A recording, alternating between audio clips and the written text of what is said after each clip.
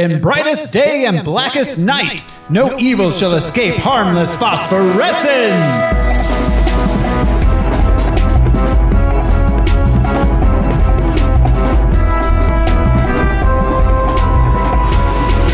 Hello, everybody. This is Throw Smiley, and I've never felt better in my life.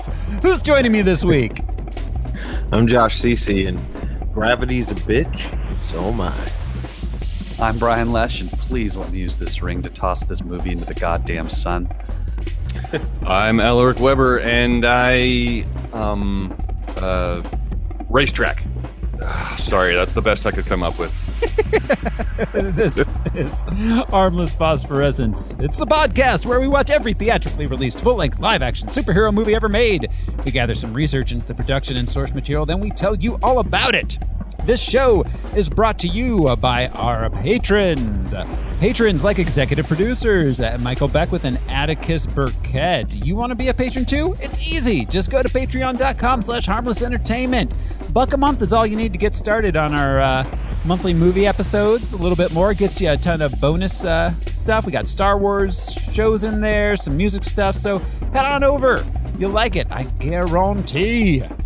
And this week on Harmless Phosphorescence, we're watching Green Lantern.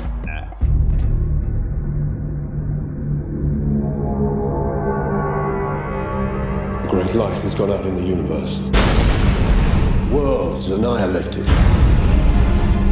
Lanterns, we face an unprecedented danger. An enemy powerful enough to destroy entire civilizations. To fight this enemy, the Ring chose a human. But I don't need to tell you your duty.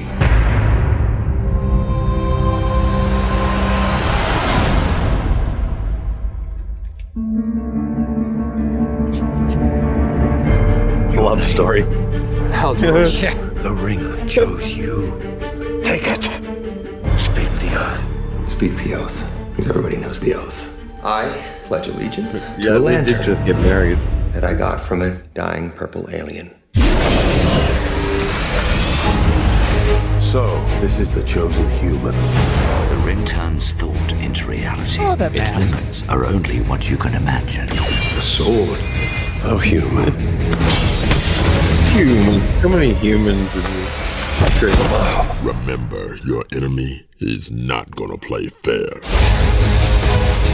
Is that what I think it is? An alien life form, Doctor. The first that mankind has ever encountered.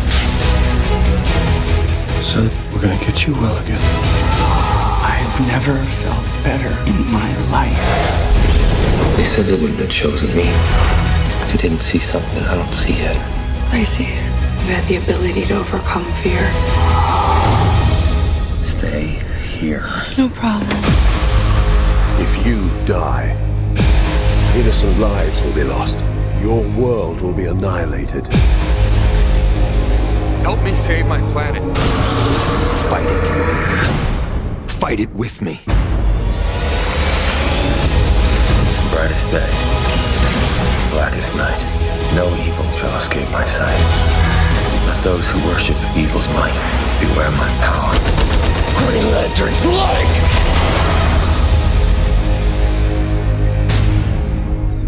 Green Lantern. Woo. Well, that is- watch the trailer. That's the whole movie. Right? Right. That's all we When need did to that know. stop? When did they stop doing this? I don't do that Blatant false anymore. advertising. They made that look fun. Yeah, well, oh God, yeah. Well, and I think it's the MCU because they started just lying to us in their trailers. Yeah, just straight up just using- lying. Like secondary cuts of things. I feel Yeah. like Captain America: Civil War is when that started. Really. Well, no, I mean, in what was it in Infinity War? They literally CGI'd the Hulk into the battle Yeah. scenes. Like they're just straight Well, up lying. I mean, so many of those plot reveals Right. add to the overarching thing, whereas this doesn't add to anything. It doesn't matter what happens in this movie. No, it doesn't. It really doesn't. Let's see. Green Lantern was released June 17th, 2011. It has a running time of 114 minutes. It cost $200 million, and it took in $219 million. Oh my god. So Man. they it didn't really do great. No.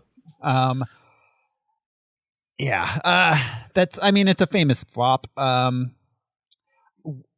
So this was my first time watching it. Honestly, it wasn't as flat out terrible as I thought it might be. It was just like the tropiest, most boring, run of the mill, by the numbers bullshit movie I've ever seen. Yeah. The third act was terrible.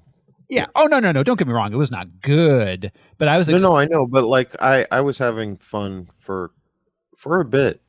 Yeah. Good 45 minutes of like relatively solid movie. Yeah. Yeah. I liked seeing the core and the different aliens and the training. Yeah. Oh. But it did immediately as there were stakes. Oh, you did? I mean, comparatively. Oh, compared to the third act, sure, it was great. Yeah. But no, I thought from moment one it was pretty terrible, personally. Oh, yeah. I did have to watch it in bite-sized portions. I personally feel what Al is presenting us with currently is far more compelling.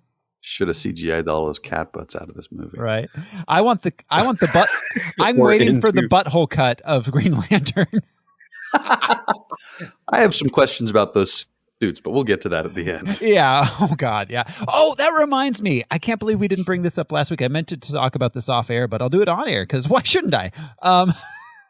Give the people what they want. One thing that Jude pointed out about X-Men First Class, which I totally didn't even realize. We were talking about this after we recorded the episode last week. Mystique and her clothing. I can't believe or lack thereof. Well, I can't believe any of us didn't bring up the fact that she constantly, she changes, and as she changes, she's wearing different clothes, which is fine, except repeatedly throughout this film in particular. Never in the previous ones in which she appeared, but in this film in particular, she'll take clothes on and off and then change them. So are those part of her? Or does the clothing get sucked inside her skin? Or what is the deal with it? That is interesting. I felt I didn't bring it up because I thought we had talked about it with her in an earlier X-Men, but I don't know. That's always perplexed me. First only to the height and weight. Oh, but yeah, that can be excused. But you're right. Is it cloth texture, or is it her? Yeah, at one point in the first X-Men movie, she gets her Wolverine claws cut off by Wolverine. And does she lose like a pinky finger? Or does she lose like some hair? Or like a nail? She doesn't have any of those things necessarily. Yeah. She regenerates quite quickly. She does. But yeah. It's a great point. And like she put on the suit like at the end of the movie, she put on the same yellow and blue suit that everyone else did, and then she changed into she morphed into Kevin Bacon, and then the suit's just gone. Clothes and all. Yeah, the suit's just gone. Where'd the suit go? That wasn't part of her. Suit on, and then morphs back, and she's still got her suit on. Still has her suit on, but then at the end she just morphs into being naked. Yeah.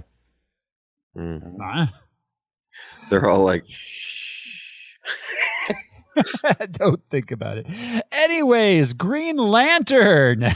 It didn't make a ton of money. And that means, guys, it's time for us to consider playing the box office top 10 game. This is the game where we... Behind the game. The game within the game. What is game? We got game. This is Is this a situation, as many are going to be going forward, where it's number one, or do we get to guess? Because I feel like if you guys, let's be fair. Pretty much anything that's going to be like a tentpole movie is going to be number one. So we can just skip that part if you guys are up for it. Or if you all want to. Yeah, it's gonna be that way from here on out. For most of these, for a lot of them, not all. So yeah, it was definitely number one. So what we'll do is we will count down the top 10 movies of the week of June 17th, 2011. I will describe them using the Box Office Mojo descriptions, tweaked as needed to avoid giving away the movies and the guys here are going to try to guess what movie it is I'm describing. You ready, fellas? Yes. Yep. All right. Yeah. Here we go at number 10 for this week. A third grader sets out to have the most thrilling summer of her life. That's the whole description. That's it. Yeah. Out of all, 10 summers? She said? Yeah, third grader, so 8. She's at 8 summers. And the first 4 she definitely doesn't remember. Yeah, low bar. Dora the Explorer. No. I do believe this is based off a book. Beverly Cleary book, right? Possibly. Isn't there some alliteration? Like, what's her name? It's not, okay. Like a pun name. There's no yeah. So there's some rhyming going on in this. No alliteration. But Judy Moody and the shitty ass terrible summer. No, opposite. And the best summer ever. Close. You're so close. I'm going to give you half a point, Josh. Judy Moody and the Not Bummer Summer. Oh, that's not Beverly Cleary, but I'm sure it's a book. Yeah. Oh, yeah. Definitely a book. Wow. Good for you for pulling the Judy Moody out there. I would not have gotten that. All right. Number 9. Well, thanks. Yeah. I'll always give props to Judy Moody fans. You kept thinking Prancy Nancy. I don't know. All you Moody heads out there. Moody's. Number 9. While on a trip to Paris with his fiance's family, a nostalgic screenwriter finds himself mysteriously going back to the 1920s every day at midnight, where it's okay to marry your stepdaughter. This survived for a long time in the theaters. This is Midnight in Paris again, right? It was a straight up hit as far as Woody Allen movies go. Yeah. Yeah. So yeah, that's number 9. Coming in at number 8. Jack and Barbossa go on a crazy journey for the Fountain of Youth. And his daughter's there too. Yeah. Does the beard match the drapes? Does the black beard match? That was our joke, I think, Brent. Yeah. On Stranger Tides? Is that what this was it called? was on Stranger Tides. Doesn't that sound like a soap opera title? On Stranger Tides. Dun, dun, dun, dun. Pirate soap opera. A pirate. What?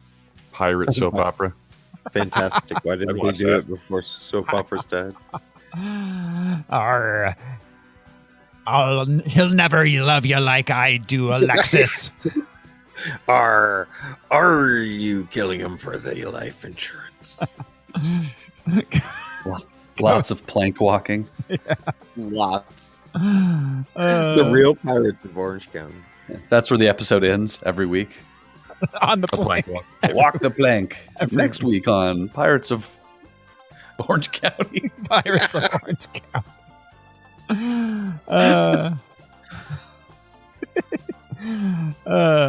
Coming in at number 6. Poe and his friends fight a peacock. It's been on Kung Fu Panda 2. 2. Number 2. You get On a Stranger Peacocks. the peacock. The Pirates of Peacock County. On Stranger Peacock. All right. Number 5. Oh my God. All of these we've done before. 2 years after their first bachelor party in Las Vegas, everybody goes to Thailand. Hangover 2. Yeah. Yeah, it's just this summer, man. 2011 is just the same movies all summer long. How many sequels have we had thus far? Oh my God. These are mostly 3 sequels. 3 so far, Yeah. at least. Judy Moody was a sequel too, right? To my Great Spring. The not bummer summer. The bling spring. The mediocre spring. Well, don't be afraid in the future to, just tell us the top, 20 down or what have you. You know what? Yeah. No? Be afraid. All right. Be This afraid segment's of that. long enough.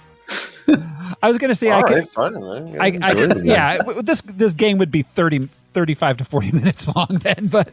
All right. Sorry, Judy Moody and the Fat Bottom Autumn. Yo, yeah. Apple. Coming in at number 4 this week, Charles and Eric's Excellent Adventure. X-Men Cuba First Class. Vacation. Yeah, X-Men's First Class. Opening this week at number 3. The life of a businessman begins to change after he inherits 6 penguins. Mr. Popper's Billionaire. Mr. How was this? Mr. Popper's Penguins. This is. Oh, is it Mr. Popper's Penguins? Yeah.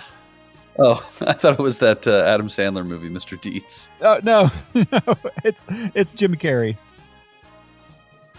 Mr. Popper's Penguins. Number 2.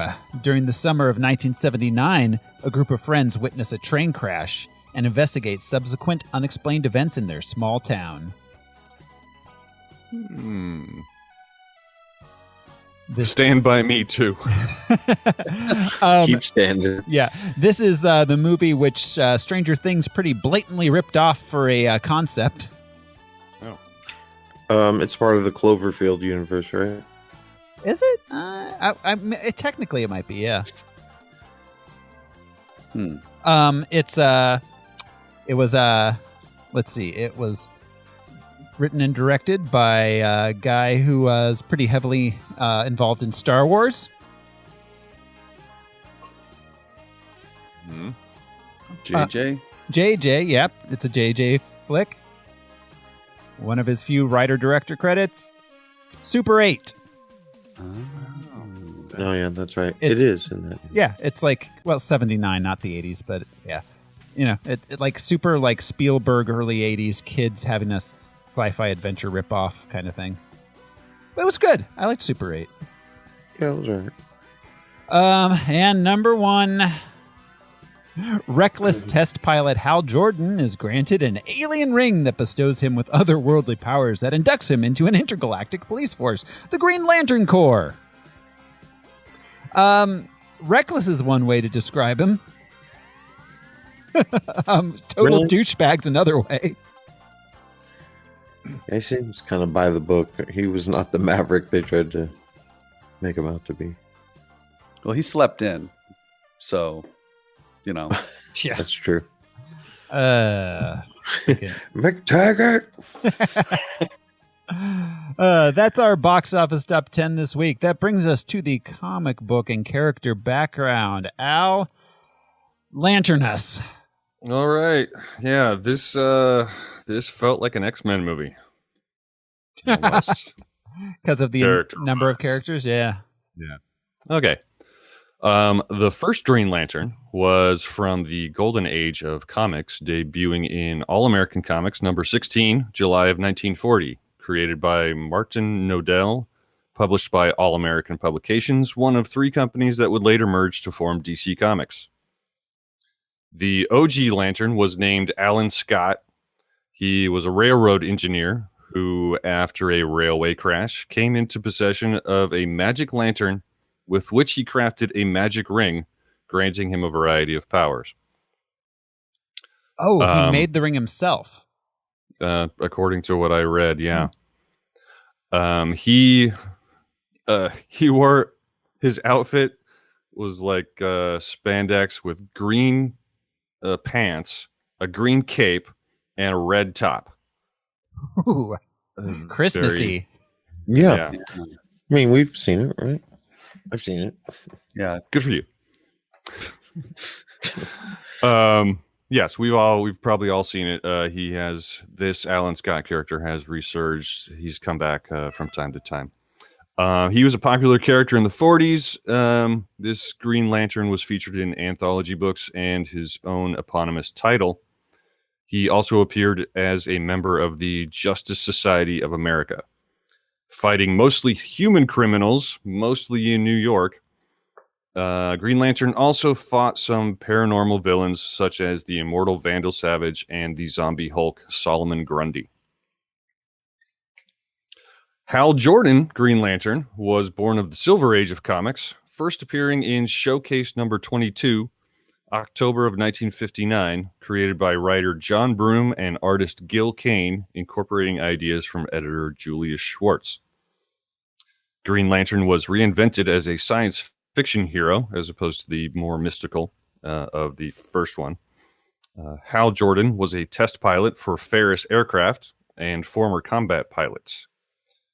Jordan was given his ring and battery lantern by dying alien Abin Sur. The ring chose him as Abin Sur was dying. And Hal Jordan was commissioned into the Green Lantern Corps, an interstellar law enforcement agency overseen by the Guardians of the Universe. Hashtag Green Lives Matter. The character was a success, and after a 3-issue run on Showcase, received his own title. Green Arrow number 1 was published July-August 1960. Jordan shared many of the same powers as his predecessor, which we didn't go over, so we'll go over now. The Power Ring harnesses the power of will, granting Jordan flight, a force field, generation of hard light constructs, and real-time translation of all languages. A lantern's abilities are only limited by one's imagination and willpower. Which, yeah, we'll get there, but the imagination is not something Hal Jordan seems to have a lot of. Yeah, indeed. I'm surprised they didn't get like boobs. We'll get there. Hal Jordan was a founding member of the Justice League of America in May of 1960, before the release of his own book. In the 90s, Jordan would appear as a villain after the destruction of his hometown Coast City by supervillain Mongol. Jordan went a little nuts, destroyed most of the Guardians and many of the Lantern Corps, absorbed the powers of the Central Power Battery, and adopted the name Parallax. Oh, okay. So Hal Jordan became Parallax. Yeah, and we'll get there later, too. More on that. More on that at 6. For now, traffic and weather. It was said by Gil Kane that Jordan's appearance was modeled after his one-time neighbor, Paul Newman. I modeled it after the guy next door. Why does everyone recognize him? That seems like I live next door to a celebrity flex. Yeah. Yeah. Carol Ferris. She first appeared alongside Hal Jordan in Showcase number 22. She was the vice president of Ferris Aircraft, daughter of the president. She hired Hal Jordan and quickly found herself attracted to the fearless test pilot. Their romance... Who wasn't? Yeah. Their romance would become complicated when she took over the company from her father, and in Green Lantern Volume 2, number 16, October of 62, she was chosen by the extraterrestrial Zamorans to be crowned Star Sapphire. And second runner-up, as always, for myself. Having an estranged relationship with the Guardians, the Zamorans, that is, Star Sapphire was sent to defeat Green Lantern, armed with a crystal that grants her powers similar to that of a lantern. Oh, that's handy. It was revealed in 2007 that the Star Sapphires were a core of their own, not clearly defined as heroes or villains, whose weapon crystals are fueled by the violet power of love. So kind of like normal cops. Yeah. The violet power of love. But they missed the N in there, the violent power of love. Yeah. Yeah, that's what it is. The violet is Prince's. Also powered by the power of love was, of course, the Huey Lewis Corps. Huey Lewis. Yeah. I didn't mention that the Star Sapphires... They were known as the News Corps. I didn't mention that the Star Sapphires were all female, which made which made my core of their own joke not land as well. Hector Hammond originally appeared in Green Lantern Volume 2, number 5, created by Broom and Kane. Hammond is a petty criminal on the run when he discovers fragments of a strange meteor. Observing that the meteor has caused nearby plants to evolve rapidly, Hammond kidnaps 4 scientists and exposes them to the radiation. The radiation evolves their intellects but saps their wills, allowing Hammond to force them to build amazing new inventions for his profit until stopped by Green Lantern. In September of 1962, Hammond escapes... Wait. Yeah. So like Steve Jobs, basically. Yeah. And kids in China. September of 1962, Hammond escapes prison and exposes himself to the meteor, which causes his brain to grow to enormous size. He is granted psionic powers of telepathy, mind control, and telekinesis, as well as immortality, but his body is immobilized and he loses the ability to speak.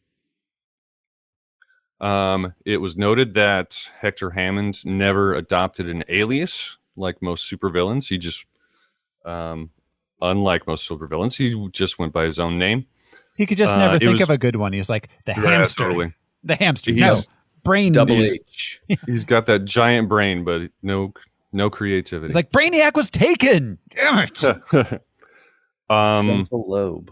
It was retconned that the meteor fragments that he found were from the same meteor that landed in Africa and caused the evolution of Gorilla Grodd and the rest of the gorillas in Gorilla City. Huh. Woo. Fall Sinestro, another Broom and Kane creation, debuted in Green Lantern Volume 2, number 7.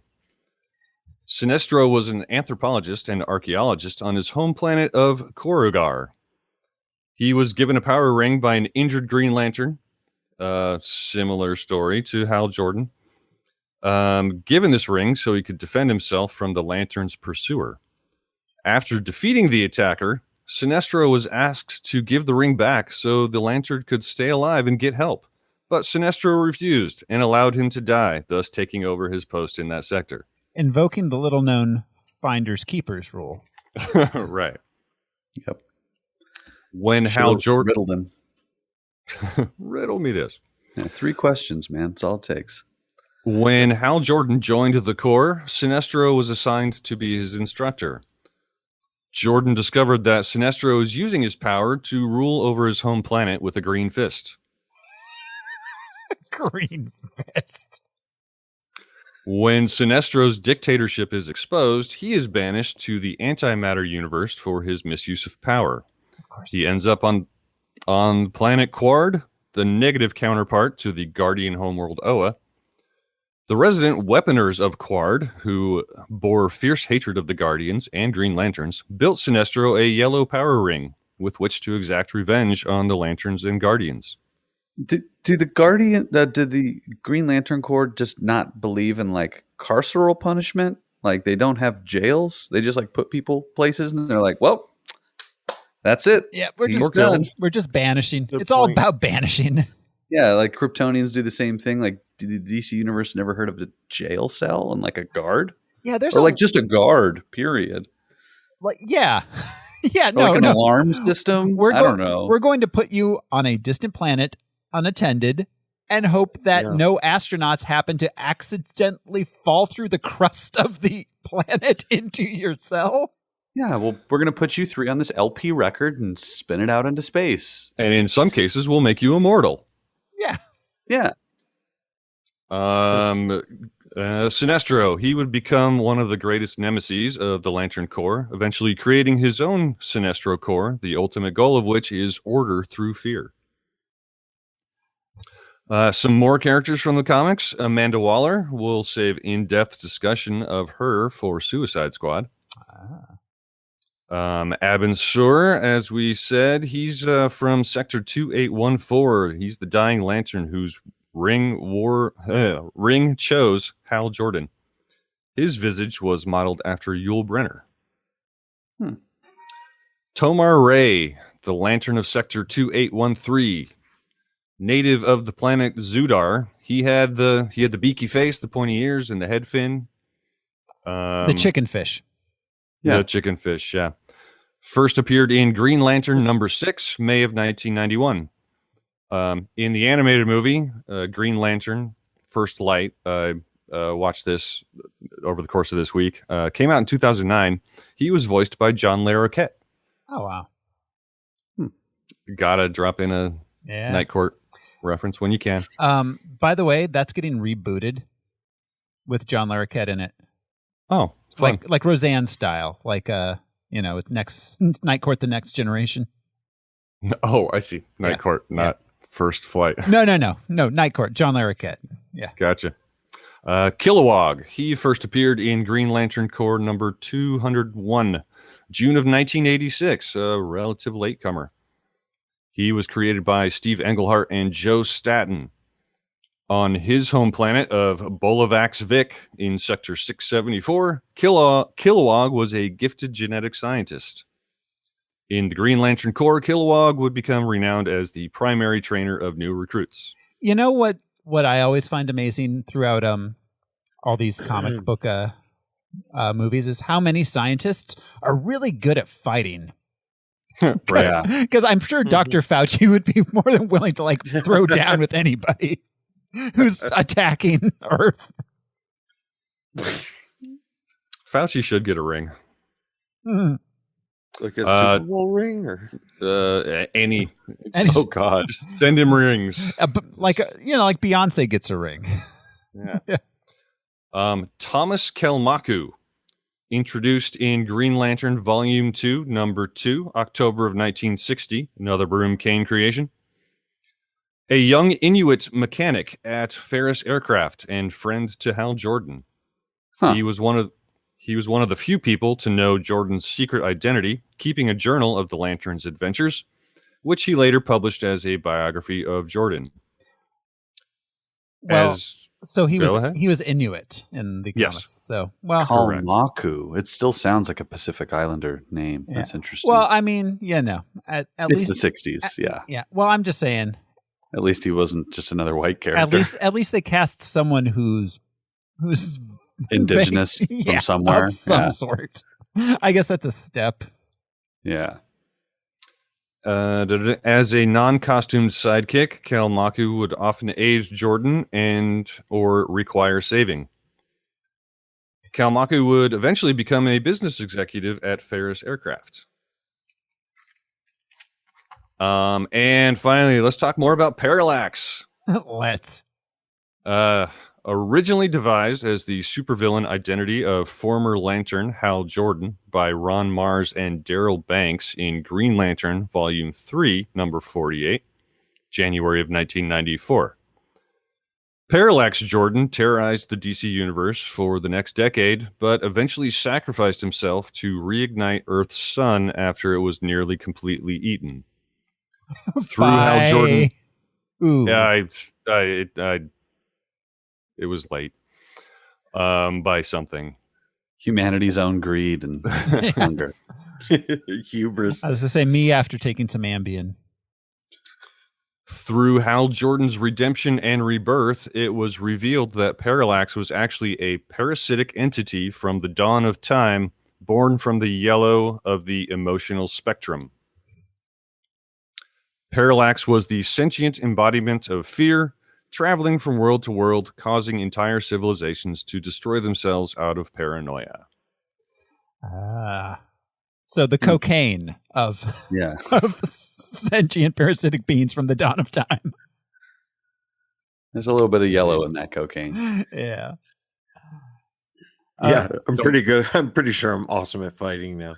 Don't sniff the yellow coke. Yeah. Al, can we briefly run through the all the different colored rings? I wrote this down just in case. Yeah. The emotional spectrum. Okay, we've got red for rage. Orange is avarice or greed. Yellow is fear. Green, will. Blue is hope. Indigo is compassion. Violet is love. And then black is death. And white is life. Those aren't all emotions. That's an interesting name for that spectrum. Yeah, they are not all emotions, are they? Yeah. Will, I wouldn't say is an emotion. No. Yeah. No. And it's not represented by green like envy is. Yeah, well, yes. Yeah. Well, now envy is orange, which in this, but he's green with envy. They're like, we went with Will and we're sticking to it. Yep. You're like, with our iron will. Listen, green ink was cheap in the early 60s, so that's what we're rolling with. That's right. The 4-color printing palette. Yeah, exactly. All right. Well, thank you much, Mr. Weber, for that trip down comic book lane. That brings us to the movie itself. Green Lantern. Okay, so they didn't actually start ever trying to make a major motion picture Green Lantern until the mid-90s. Unlike a lot of superhero comic books, this one, I think they always just thought it would be way too special effectsy. But of course, then CGI was invented, and they're like, "Let's go for it." So it was originally Warner Brothers approached Kevin Smith to write it. Yeah, and he did. He wrote a script. But he wrote a treatment. They didn't like it. They then approached Quentin Tarantino to write and direct it. This was late 90s, around the Kill Bill era. Yeah. How much cursing can I fit in this comic book movie? Yeah, Tarantino was like, how many N-words can we drop before we lose our PG-13? How many green words? Green. God. Robert Smigel wrote a script. It was going to star Jack Black. I love Robert Smigel. Yeah, that would have been interesting. That was mid-2000s.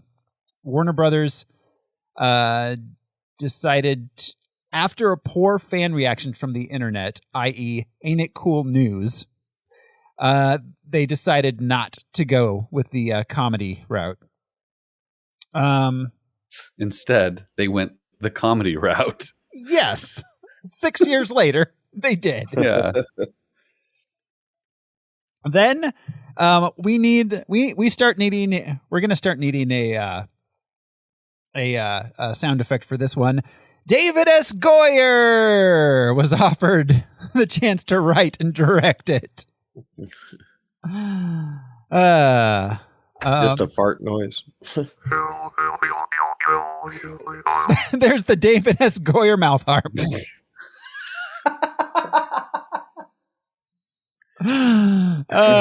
He ain't getting a genius intellect. No, he's not. Yeah. So they said they offered him that, but he said he'd rather do Flash. So they gave him the Flash movie, which never got made. These ridiculous meetings. I know. We do Green Lantern? No. Flash. I'd rather do Flash. Okay. You don't really get to choose. Okay. And I'm sure he made a few $100,000 just from saying, I want to do Flash, and then writing a page of a Flash movie and then be like, nah, we're not going to make it. Yeah. Fucking Hollywood. Fuck you guys. Pay us to turn down your fucking shitty idea. Right. I know he does pay for play because he's done so many treatments and first drafts and shit, and then ends up not really being the person who wrote it. Yeah. But I'm sure he's just great at contracts. Mm-hmm. Yeah. So let's see. Then Corey Reynolds, who was probably best known again. Yeah. He's probably best known for The Closer. That it's a TNT crime show. He did a lot of theater, but he tried to pitch the Jon Stewart version of Green Lantern. Cool. Which is the African American version. They originally said yes. But then when Ryan Reynolds said, hey, WB, I'd like to do a Green Lantern movie, they said, no. Do you, Corey Reynolds? We're going to go with the white guy. Yeah. So basically what happened is Ryan Reynolds got signed, and then they hired a couple guys to work on some drafts of the treatments they had, and hired on someone to direct. That director was Martin Campbell, who, let's see, he did The Mask of Zorro, GoldenEye, Casino Royale. He's not a bad action director. I don't know what happened here. And why does... I think Ryan Reynolds is a great Deadpool. But it's almost like Chris Evans. Like, why did he take any superhero movie that came down the pike? Like, yeah, he just did. He was like, I'm just going to work. It's a weird... Oh, well, of course. Yeah, the why is not that hard to... But, yeah, it just sort of washes him out, and you don't really see the character because it's just Van Wilder again and again and again. Well, yeah, exactly. Well, and... Okay, Blade. Ryan Reynolds, much like Chris Evans, I feel like is someone who they're like, this dude is a very specific type. He's very superhero-y. We want him in a superhero role, but they just couldn't find the right one for him for a while until they did. The physique, I think, more than anything, and their comedic timing. The physique, the comedic timing, and like the very classic, like Hollywood leading man, like profile and chins they have. Yeah, I get all that. I don't know why he did though. Yeah. Let's see. We got a few screenwriting credits here. We got 4 screenwriting credits. Greg Berlanti got one. He did a lot of TV work. And he's currently working in the Arrowverse. But he got a start on Dawson's Creek. He's done some work on Sabrina. Riverdale. So, let's see. Michael Green. He was the writer on Logan, Alien Covenant, Blade Runner 2049. He works with James Mangold a lot. Then Mark Guggenheim. He wrote Percy Jackson, Sea of Monsters. And he's been a writer on Arrow and Legends of Tomorrow.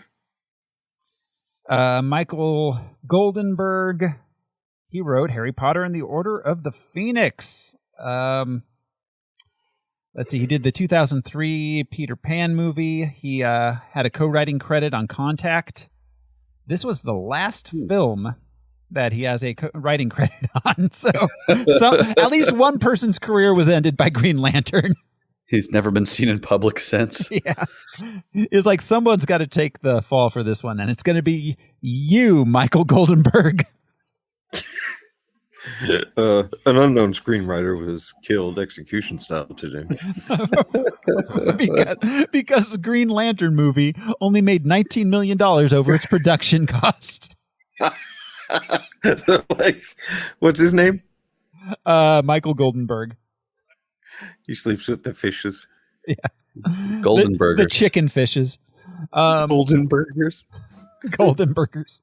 We got Ryan Reynolds starring as Hal Jordan. We have spoken about him a couple times previously. Blake Lively as Carol Ferris. Blake Lively. Mrs. Ryan Reynolds. Yeah, that's right. Yeah. I was curious if this is where they met, but I don't know. It is. Fair enough to look yeah, up. I believe it was. She got her start in the 90s on kid, like a few like fourth build kid things.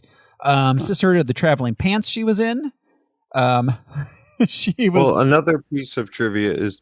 Oh, I'm sorry. Go ahead. No. Go ahead, Josh. Her sister is also an actor. Her name is Robin Lively. She's a redhead who did a lot of stuff in the 80s and 90s. You might remember she was in Twin Peaks, and she won the little pageant.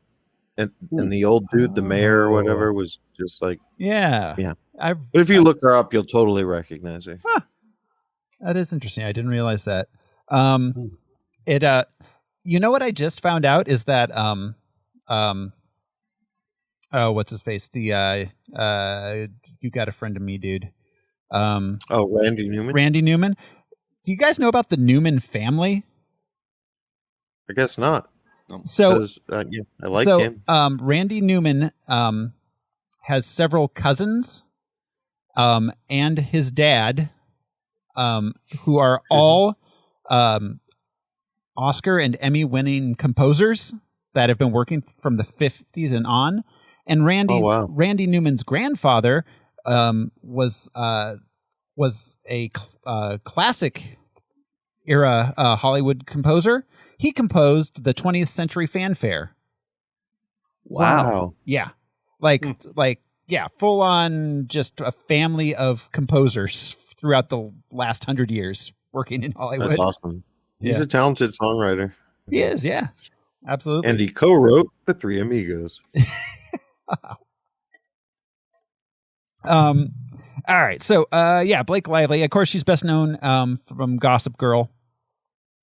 Let's see. I forgot to run through this. So, a few people that were up for the role of Green Lantern throughout the years. The lead, Chris Pine briefly was, Sam Worthington, Bradley Cooper, Jared Leto, Justin Timberlake, Brian Austin. He can act. I mean, yeah, Timberlake's not bad. Brian Austin Green campaigned for the role apparently vigorously, but did not get it. Yeah. So who is that? Brian Austin Green? Yeah, I don't know who that is. Oh, you're too young, Brian. He was David in Beverly Hills 90210. Yeah. Now the most famous thing he's in is Megan Fox. Yes, he's Megan Fox's husband. Well, I looked him up on IMDb, and there's this terrifying picture of him. I assume you can't see it, but he is dressed like a flower of some sort. Huh. Yeah. On the I don't know. Singer. Yeah, I guess he was a tulip in The Masked Singer. Peter Sarsgaard. Anyways. Yeah, Peter Sarsgaard is Hector Hammond. He's one of those guys that was like working for years and nobody ever really like noticed him or anything. His first film role was Dead Man Walking. He's in The Man in the Iron Mask, Boys Don't Cry, The Cell. That movie was crazy. Yeah, it was. Oh God. Okay, this was before the full-on Sarsgaard invasion. Brian Austin Green. Sorry, guys, I went too deep on this. He has made a movie called Cross Wars. I think there's more than one of them with Vinnie Jones and Danny Trejo and Tom Sizemore, where he is a man wearing a green glowing ring around his neck as like a necklace like Frodo does. But there are photos of him wielding green powers. So he got his wish in a bootleg version of the Green Lantern. Yes, he had some creative control. That has to go on the list, Thoreau. That has to go on our list. It'll be on our secondary list unless it was released in theaters. Came out in 2017. I'll save it for later to be sure. Definitely. Brian Austin Green shot a movie that was in Arivaca, which is the small town I'm from. Huh. What movie was that? I can't remember what it was called. It was there were so many made. There were a few things made down. It was around 91, 92 he shot it. Yeah. Okay. I can't remember. I'd have to look it up. Sarsgaard as Hector. He's a Sarsgaard? Peter Sarsgaard. Yeah. He's one of the... Wow. He must be the shortest one. You're using confusing Garden State. Sarsgaard with Skarsgård. Yeah. Oh, so he's of no relation. Yeah. He's not a Skarsgård. He's a Sarsgaard. Oh. Wow. I had been operating under the Bill and Stellan. Yeah. He's where SARS came from. He's what's protecting us Get him. from continued exposure to SARS. Yes. Well, I mean, he's got guard. Especially in this film, he's got the same kind of creepy ass look. So, let's see. Mark Strong as Sinestro. Mark Strong. Henchman extraordinaire, British villain extraordinaire. Yeah, exactly. He was in Sherlock Holmes, Rock and Rolla, Zero Dark 30, Kingsman, the Kingsman series. He plays Dr. Thaddeus Savannah in Shazam. So we'll see him again. Yes, he does. Yeah. He was recently in Cruella. That was his last thing, I think. Oh, yeah. He's a very utilitarian actor. Yeah. When you need that, that's the guy. Yeah, the Sinestro role is actually like a little bit outside of his usual oeuvre, because he's usually, like you said, henchman kind of guy, not lead villain, which is what clearly they were leading up to for the many Green Lantern sequels, which will undoubtedly be made. There's still time. Yeah. Are they talking sequel or are they talking reboots? Oh, I don't think Ryan Reynolds would touch this with a 10-foot pole unless it's with a gun. Green as Lantern. Deadpool. Green Lantern, The Rise of Taj. Angela Bassett plays Amanda Walker. Because Alfre Woodard's phone was off. Yeah. Waller, I'm sorry. Yeah. Let's see. She got one of her first roles was Boys in the Hood, which is one of the best movies ever made, I think. She played Tina Turner in What's Love Got to Do with It. That was an amazing role. She did so good in that. She's a phenomenal actor. Yeah, she's Angela Bassett. It was Bassett. hard to see her slammed into the plexiglass. Yeah, she was Stella. She got her groove back. She was waiting to exhale. We'll see her again is in Black Panther and Avengers Endgame. Oh yeah. Let's see. Rounding out this cast here, we've got a big cast in this. Tim Robbins played Robert Hammond. Randy Dufresne. Tim Robbins, yeah. I'd say at this point his most enduring role is probably Andy Dufresne. Oh yeah. From Shawshank. But of course, Player, Hudsucker Proxy. Oh God, Bull Durham, Jacob's Ladder. The late 80s and early 90s were prime. Bull Durham is where he met Susan Sarandon. Oh, that's right. Yeah. Are they married? Yeah. Don't forget Howard the Duck. Oh, that's right. I forgot we saw him previously. Oh my God, I forgot that. Oh my God. He's been a menacing character a lot, and I'm not saying he can't do it, but it is always a little like, all right, come on. Yeah. Right. Yeah. Yeah, it's like he's you're no way John too, Lithgow, You're way too goofy to like really scare me. Your smile is adorable. Yeah, he's like this soft-faced looking guy. Yeah. Oh, High Fidelity. Andy, but he's the weird hippie. Yeah. That takes his girlfriend. Tamura Morrison. Yeah. I had no idea his career was so long. He's the most famous person in New Zealand. Wow.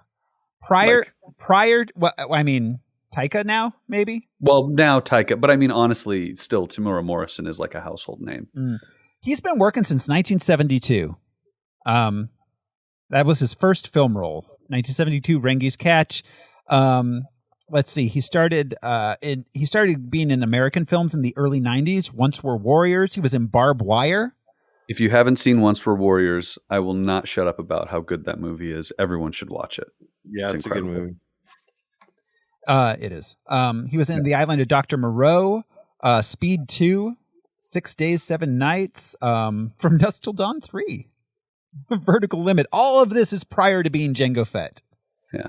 What Becomes of the Brokenhearted is the sequel to Once Were Warriors. Yeah. Oh.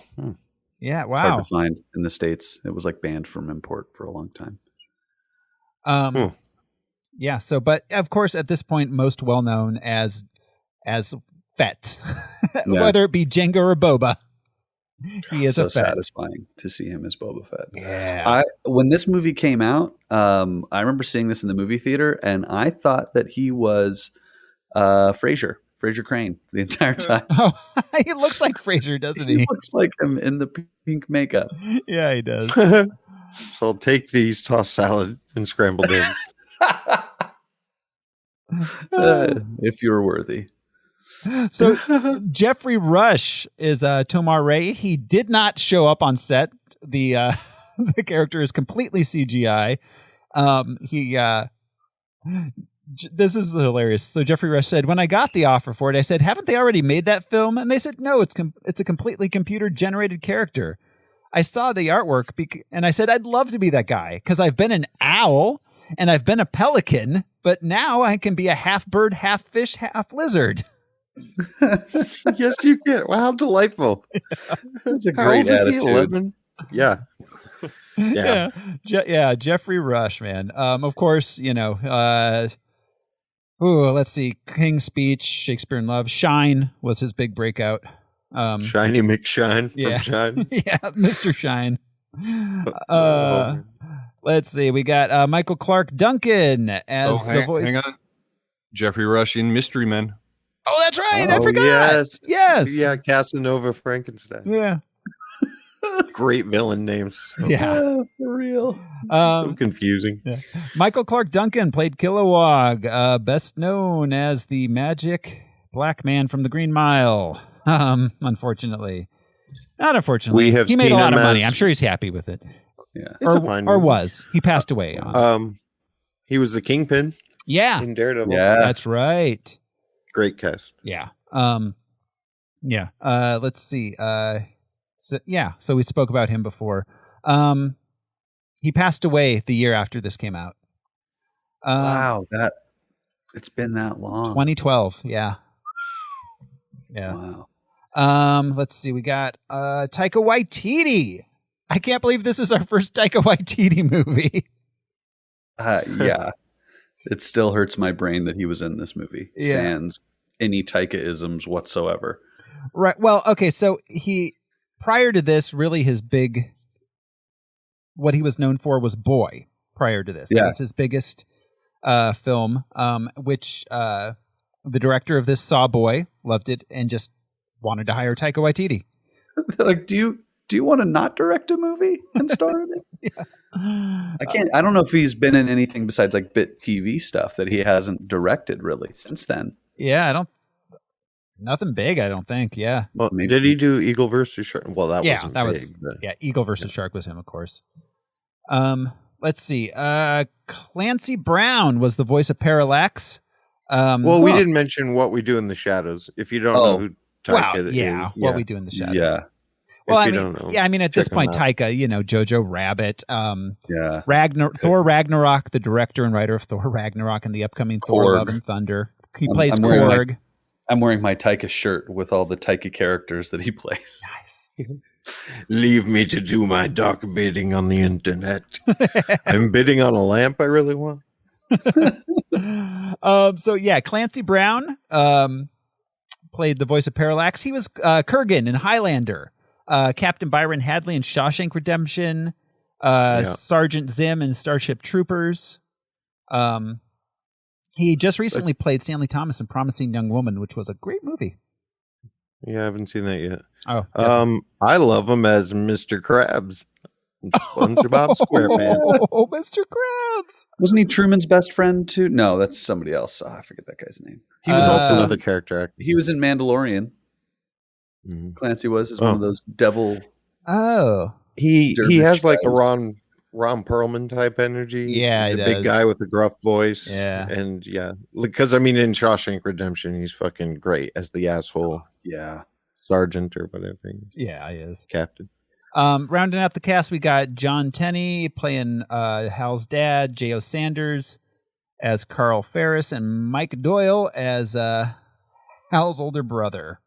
John Denny, where do I recognize that man from? He was on TV in the 90s on something. John Tenney. He was in The Closer and Major Crimes. Oh, okay. So maybe the 2000s. Yeah. He was in Free Willy 2. Oh, that's where I recognize him from. Actually, I'd be like, say that with all earnestness. I would just be like, you know what, Willie, you got to stop getting yourself in these situations. Yeah, seriously, it's a big ocean, man. Willie me once. We can't afford another Michael Jackson song. We saw him when we reviewed Tombstone.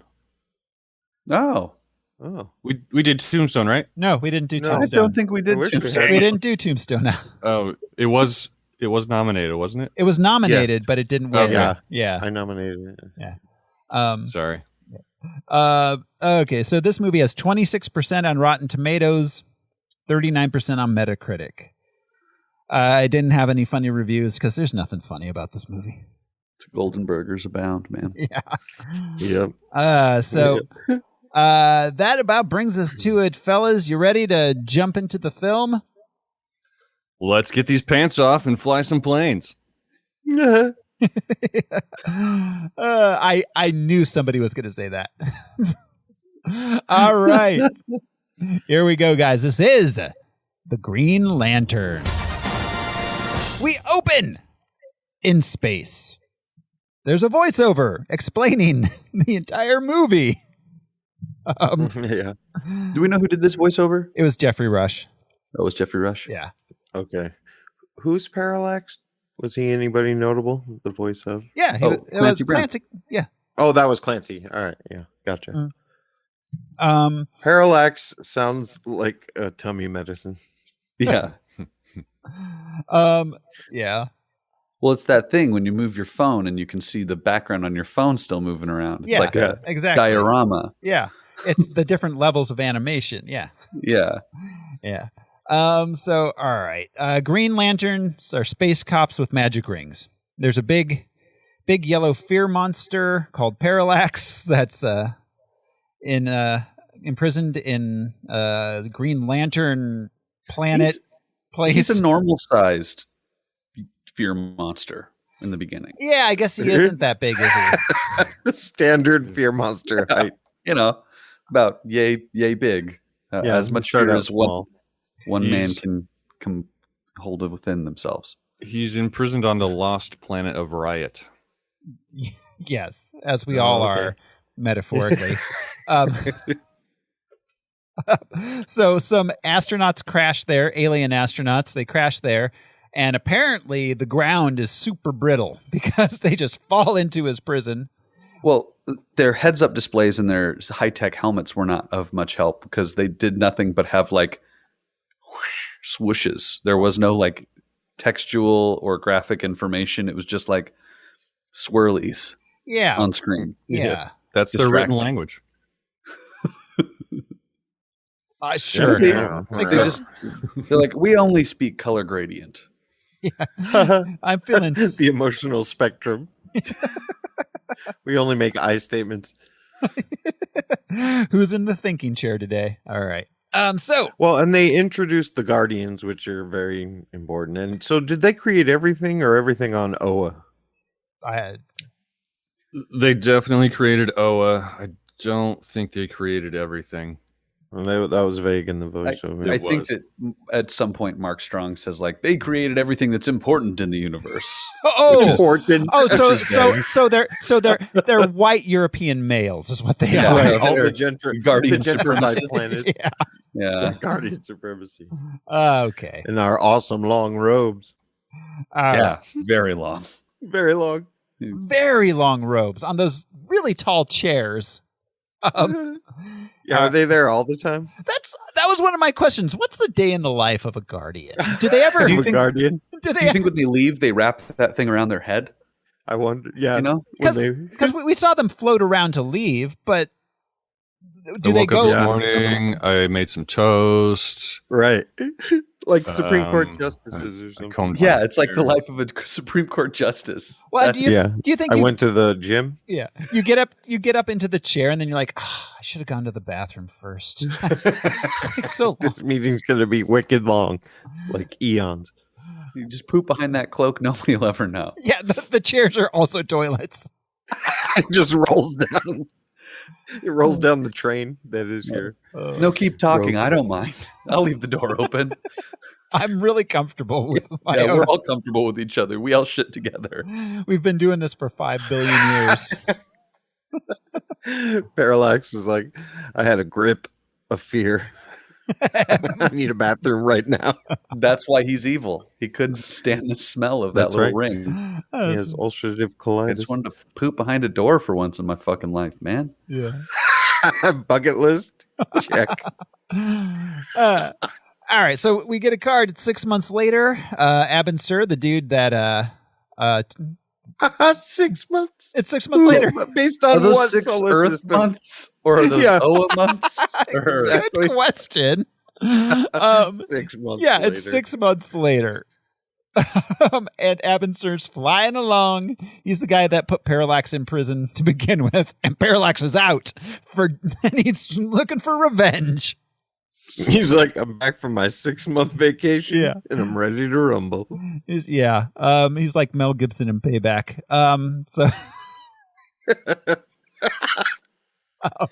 Just less racist? Yeah. Is he less racist? I don't know. Yeah, he accepts everyone. He kills indiscriminately. Yeah. Got to give him that much. Unlike the Green Lantern Corps. Yeah. So That's right. Abin Sur's flying along. He's on his way to save some planet, except we find from Sinestro that the planet's already gone. It's too late. And then he's attacked by Parallax. He jumps into an escape ship and then heads to the nearest planet, which happens to be Earth. So I have a question. I'm just going to ask it now. Why does a Green Lantern need a spaceship?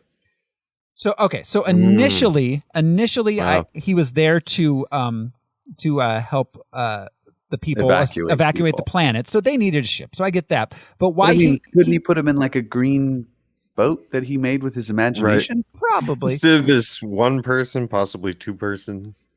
Yeah. But then also why he needed an escape spaceship to go to Earth is unclear. Potentially to conserve energy from the ring, because we know it needs to be recharged. We find out that it needs to be recharged. They don't carry their lantern. Yeah, I mean, he had his lantern with him. No, I know. He'd be like, he'd take it like it's his lunch pail and like just like fly there. Yeah. While charging it or Be like, something. if I lose this, I'm screwed because Apple changed the charging port already. He's also injured, so the trip might have killed him. It's fair. Had he just been using the ring. He was prepared for all of these contingencies, I guess. Right. Yeah, the energy thing makes sense.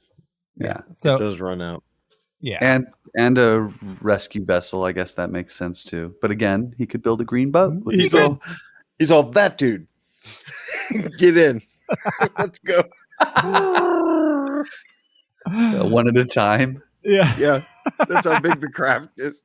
He's like, you're gonna need to sit in my lap and steer. It's like a Federation shuttle. It's like, don't you got to go before we get in this thing, man. There's nowhere to pee in here. Oh God, There's Federation way less shovels. room than Yeah. a shuttle. It's a flying porta potty. Yeah. All right. So meanwhile on Earth, test pilot Hal Jordan is late for work. He's a big douchebag who endangers people while driving constantly. His line to the woman in bed, make yourself at home. There's water in the tap. Is amazing. That's Yep. That's a great Deadpool line. For It sure. is. I forgot to look around for empty Chinese takeout boxes. Oh I'm sure God. there were some. Yeah, for sure. Did his fridge have just like a single beer and then some like moldy food? Mustard. Yeah, Yeah. exactly. Yeah. He's a man's man. So all right. Why is he so desperate to wrap this present before going to work? That was one of my unanswered questions. Yes. Why does he need to wrap it while he's driving? The party is like 5 hours later. Yeah. It's to show how reckless he is. Yeah, that's all. He's a loose cannon O'Bannon. He's like, this is how I wrap all my presents. I get in the car and You drive should see around. Christmas. I have a it was method. him showing and not telling that he really loves his nephew and he prioritizes his nephew over his own life or something. And the life of And the others. lives of other people. His nephew who is there for one scene and then never seen or mentioned again. Enjoy your party, Yeah. kid. And he sort of untaps the will, like as if the ring had been watching him with his nephew, and they're like, you know what, this is an all right guy. Yeah, we were thinking of Brad, Nebraska, but Hal seems fine.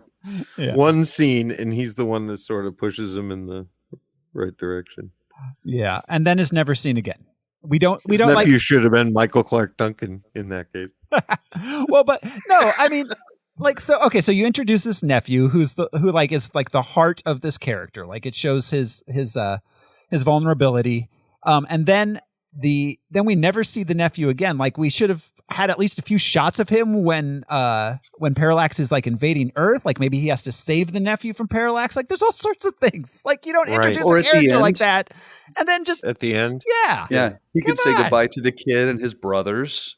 Right. Before Why he wouldn't says you bye go to Blake Lively? Why introduce these characters and do nothing with them? Like, geez. Right. And why not have him show his nephew that he's the Green Lantern?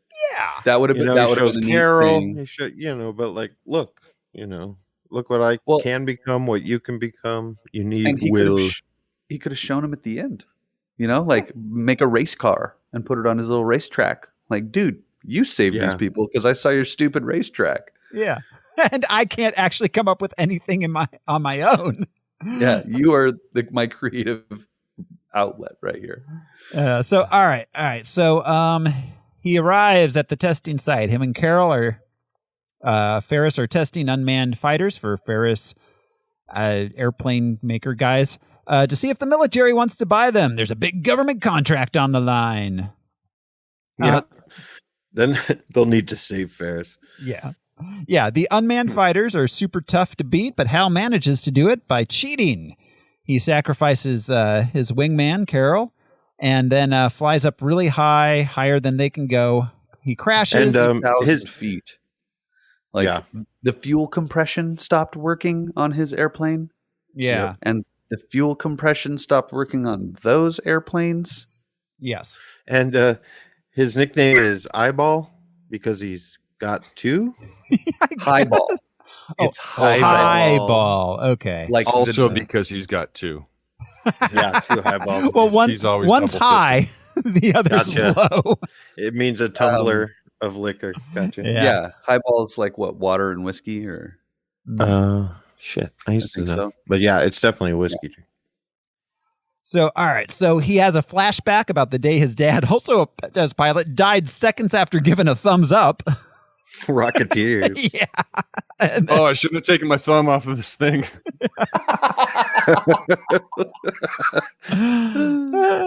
So, that costs them the big government contract. His boss and Carol, who's the boss's daughter, get pissed. Her dad wants to fire him, but she just says, no, he's not fired. He's grounded. It's like she just overrules her dad, who's the owner of the company. He's grounded. No Xbox for a month. Well, and Taika is his man in the chair who really doesn't do anything. No. Besides like cheer him on. No, like as the tech guy of that he's playing that trope, but he doesn't even have a tech guy thing to do. Yeah, it would have been. He's not controlling those ships. It would have been interesting for him to, because I assume they're automated, they're AI kind of planes, Mm-hmm. But it would have been interesting for him to be like, oh, I see what he's doing. Let me see if I can make these planes last longer or something, competing against him while cheering for him at the same time. But as narratively throughout this entire film, Taika Waititi has nothing to do. He comes and picks him up and then is just there to be like, you're cool. Yeah. Well, and Hal calls him a genius. You're the super genius. And it's like, is he though? Yeah. We don't see he has glasses and curly hair. And did anyone else think with the glasses and he looked a lot like Moss from IT Richard Ayoade? Yeah. Ayoade. Yeah. That's honestly, it's like Richard Ayoade couldn't fill the role. So Taika was called, Oh, Taika's American accent threw me off too. It's just so painful to not hear him speaking the way that he speaks because he's always Taika in everything. Yeah. Subtle variations of Taika Waititi. Yeah, it was weird. All right. So we find out that they had to lay off half the company thanks to Hal Jordan, you fucking douchebag. Like, I'm sorry, this dude sucks. He's a terrible person. Well, the F-35 is not cheap, too. Oh, yeah. So, I mean, and did they own that? I mean... Yeah, because he's a test pilot. He's not a government employee. Yeah. Like no, they're bidding, and the government was there to watch this test. Yeah, situation. so that F-35 was not government property. That was like their personal. Ferris. Yeah. The F. They're an aeronautics F-35 is $80 million. Jesus. Woo! Yeah. That was an expensive day, Hal, you douchebag. But I won. Yeah. I just hate this guy. I just hate him. I'm sorry. I hate this version of this character. All right. So meanwhile, Avenger crashes on Earth and tells his ring to find one person on the entire planet who's worthy and within a 5-mile radius. I don't think it was 5 miles, was it? It seemed like it was further than that. Well, Taika Waititi, Then they drove there. Waititi was within driving distance, so you know. So Hal goes to his nephew's birthday party, but that doesn't matter because we'll never see his nephew again. Then on the way home, he gets hijacked by the ring and taken to Abencer's crash site. I just want to say about this kid's room, there's like a half a dozen Rubik's Cubes in this kid's room. I did not notice that. There are so many Rubik's Cubes scattered throughout. I like paused and was like, what the fuck what is that? Oh, that's another Rubik's Cube. Oh, that's like this kid doesn't have toys. He has Rubik's Cubes and model planes. Well, I love how Hal also, what an asshole. Hal gives him a plane and then is like, let's take down this shitty plane. Who gave you this? Your dad? Like, he's like, this one belonged to your grandfather. And it's like made of crystal or some shit. I don't know. Yeah. It's a weird moment. Like why on his 11th birthday? Is this the boy's coming of age as a pilot? Yeah. Well, and you know what's funny? So, okay, when he gets to the party, they're watching a news report about his crash. And so why is the news reporting on this secret government like purchase test? This demo? Yeah. I don't think the news was invited. So all right. Let's see. Abencer gives Hal the ring and it's the charger that comes with it. Hal calls his buddy Taika Waititi to come get him. They leave just as the secret government Black Ops helicopters show up. Hal still drives like an asshole. Well, and he loses 2 helicopters in a Jeep? Yeah. On a road? Yes. Like, it would appear also so. With the this shit always drives me nuts in movies because there have been a few instances where they do the right thing in this. If you were running from an aircraft in a vehicle, turn your goddamn lights off and don't use the brakes. Yeah. Yeah. Because those lights, you can see them from miles away. Mm-hmm. They're designed for that. Yeah. Yeah. Like you can kick up all the dust you want if you don't have running lights on. Yeah. Anyways, that shit drives me nuts. I think like James Bond and like V for Vendetta are the only movies that I can think of that did this where they're like, oh, turn the lights off. It's a dumb idea. All right. So back at the Green Lantern headquarters, Sinestro, the head lantern guy, is trying to get permission from the Guardians to go fight Parallax.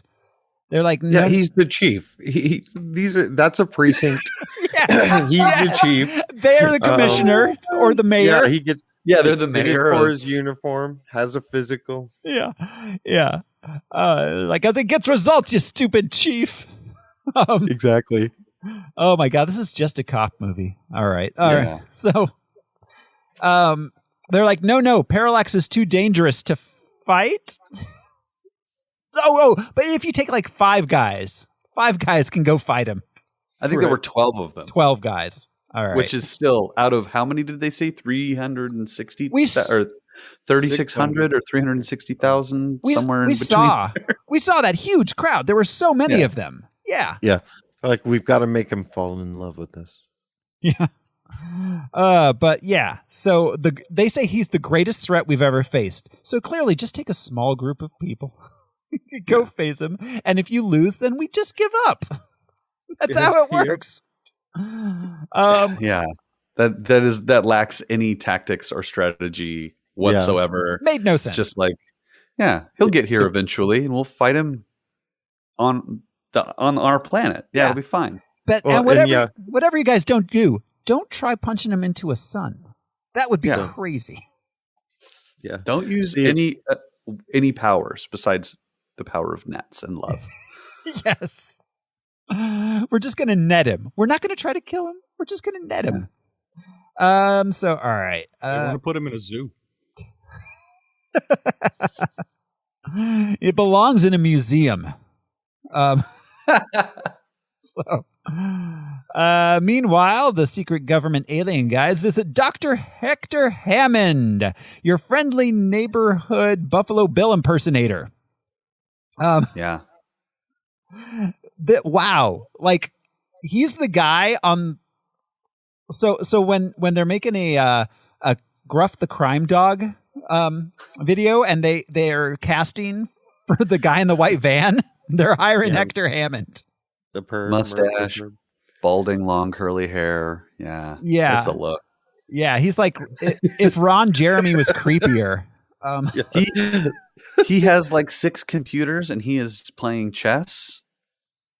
Yeah. And we find out later that he's just a high school teacher. So no, that was college, wasn't it? Was it college? I think so. That was college. They had backpacks. Nobody has a backpack in college, man. I don't know. I beg to differ. Also, I think it's supposed to be college, but also because they call him professor, and they're all clearly in their 20s. But also, Jude pointed out high school isn't on film, right?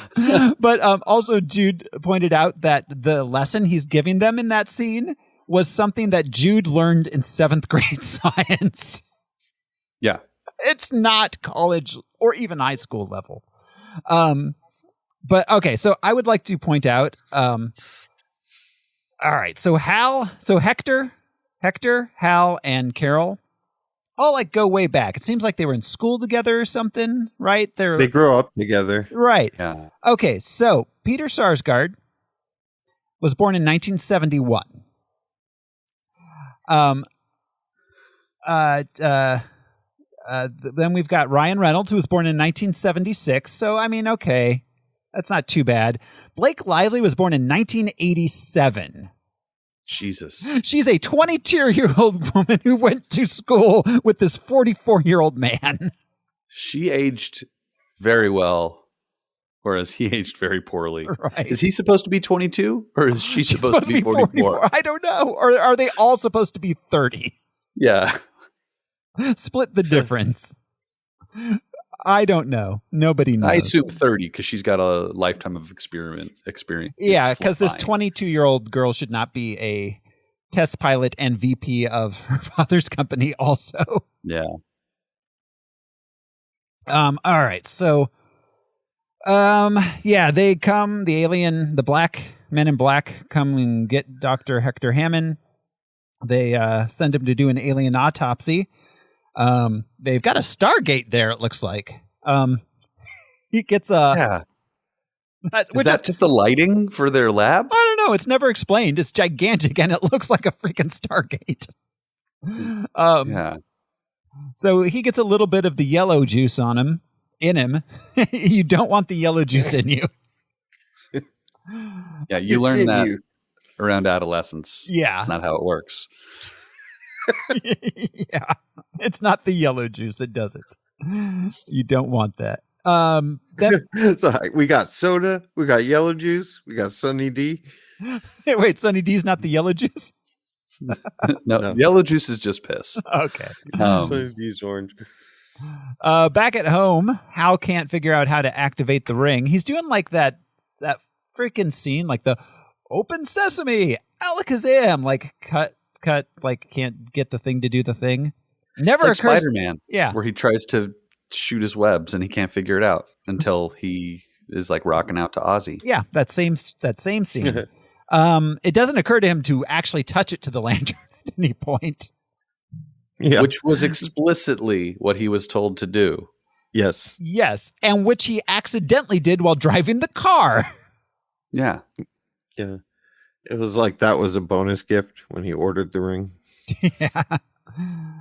So, all right, he stumbles into how to activate it, but then he's interrupted by Carol. They go to the bar. They drink and dance. They flirt. She mentions his dad, and he's like, I'm out of here. Yeah, their relationship is like rekindled and patched. And then she's like, yeah, just like your father. It's like, I can't talk about it. It's like, Daddy. Runs out crying. I'm Daddy's boy. I'm a Daddy's boy.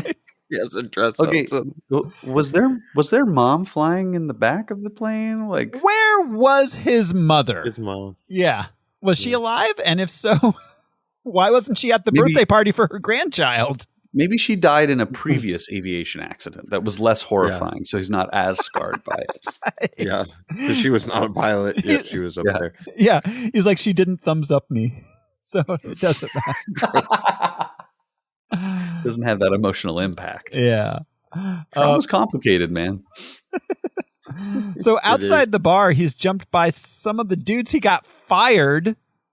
You should have unionized. Right. Dummies, right? Don't be mad at me. Be mad at the owner of the company. Right. I mean, he's still. Yeah. Yeah, he's responsible. Yeah. It's because he broke all those expensive things. So he accidentally kills them because you don't go through a brick wall or ragdoll across the top of a truck like that and survive. Yeah, that's like getting hit by a bus. Yeah. Those three dudes are dead. Make no mistake. Well, and every car in Coast City has a car alarm. Yeah, that all go off at once. Including the two cars that didn't go off while he was being slammed into them. Yes. Yes. Good point. So crime has got to be high in Coast City. It does. Yeah, so do lanterns also enforce parochial crime or misdemeanors, traffic violations? A kid tagging at the bus stop. Oh, that's why it's okay. Books him and takes him to OA. That's why it's okay. He murdered those guys. He's a cop now. He's a cop. Okay, it all makes sense. So all right. He just didn't know he was a cop until a little later. Yeah, that is not uncommon. So he gets put in a green bubble by the ring and shot off to Green Lantern Planet. So it took him punching someone in the fucking face to death, 3 people. Yeah. To begin the initiation. Does every Green Lantern have to murder someone? That's blood how in, blood out. That's how. Yeah, exactly. That's how you get like a gang. Get jumped it's like in. a real gang. Yeah. So meanwhile, Hector's having a very graphic dream, moaning and sweating in the bed. He got the I yellow was on a juice roller coaster. Yeah. What, Brian? He got the yellow juice in him. Yeah. True. The yellow. How should have had the purple stuff. Yeah. It's like lean, but bad. Purple drink. It's a Gatorade flavor that does not indicate any flavor and fruit in the world. Right. Yellow ice. Oh yeah, Arctic Rush. Like, what is that? Yellow ice. Don't drink Arctic the yellow Rush. ice. Yeah. All right. So Hal arrives on Green Lantern Planet. Gets a suit. So he gets a full body scan too, which was high tech, man. Mm-hmm. They needed to see his insides. But urine and feces are processed in the thigh pads. Yeah. Luckily for us, they share our modern American sensibilities and leave him on little tiny undies. Was he wearing those already, or did they put those on him when he arrived? Yeah, because they took off his regular clothes. Those didn't look like they were of Earth. They looked like they were of Oa. I guess they were alien underwear. The Guardians are wearing underneath their flowing robe. They're like just one pair of chonies and then a robe. Except that one weird Guardian who's wearing a pair of cutoffs. The Guardians go commando. Oh yeah, always. That's what the long robe is for. It's so freeing. You haven't lived like a guardian. You sit all day though. You're gonna end up sitting on one of those things, man. It's not gonna be great. So they can poop. That's yes. Yeah, that's what we said earlier. Yeah. Maybe their shorts have a hole in them. There's a poop hole in their underwear. No, it's in their front pocket. They're That's just messier than you would think. Playing pocket pool. No, I think it'd be plenty Seems messy. Like a good idea. Yeah. But cutting a hole in your shorts just doesn't work. Well, it does, but why? It sounds like a speak from experience. You should not leave the house, so no need for the shorts. Swear them backwards. There's a zipper. So, all right, he meets some other lanterns. They all are chanting "Core." Yeah. So, all right. He meets. We're all Semper Fly. He meets Jeffrey Rush, Chicken Fish Rush, as we call him. He's a Humu Humu Nuku Nuku Apua man. It's a triggerfish. He is. Jeffrey Rush sounding so sleepy. like I did this in bed.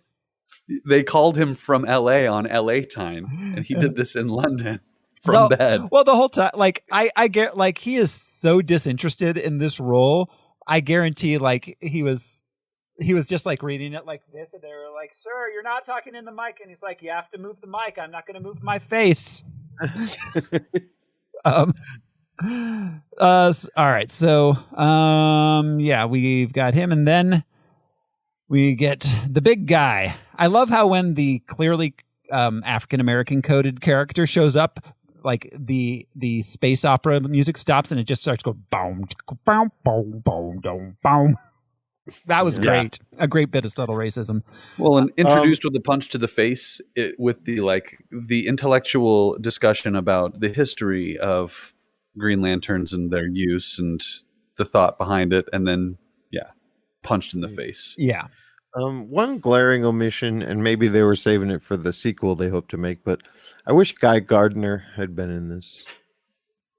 That Lantern, that character. Does anybody remember him? Yeah, he would have come much later. Later.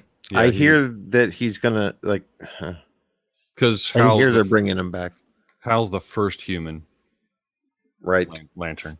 So yeah, they'd have to him and Kyle Rayner and Stewart, John Stewart. Jeff Foxworthy at one point. Larry the Lantern guy. They're like, you're a Green Lantern when when you kill a dude through a brick wall. Yeah.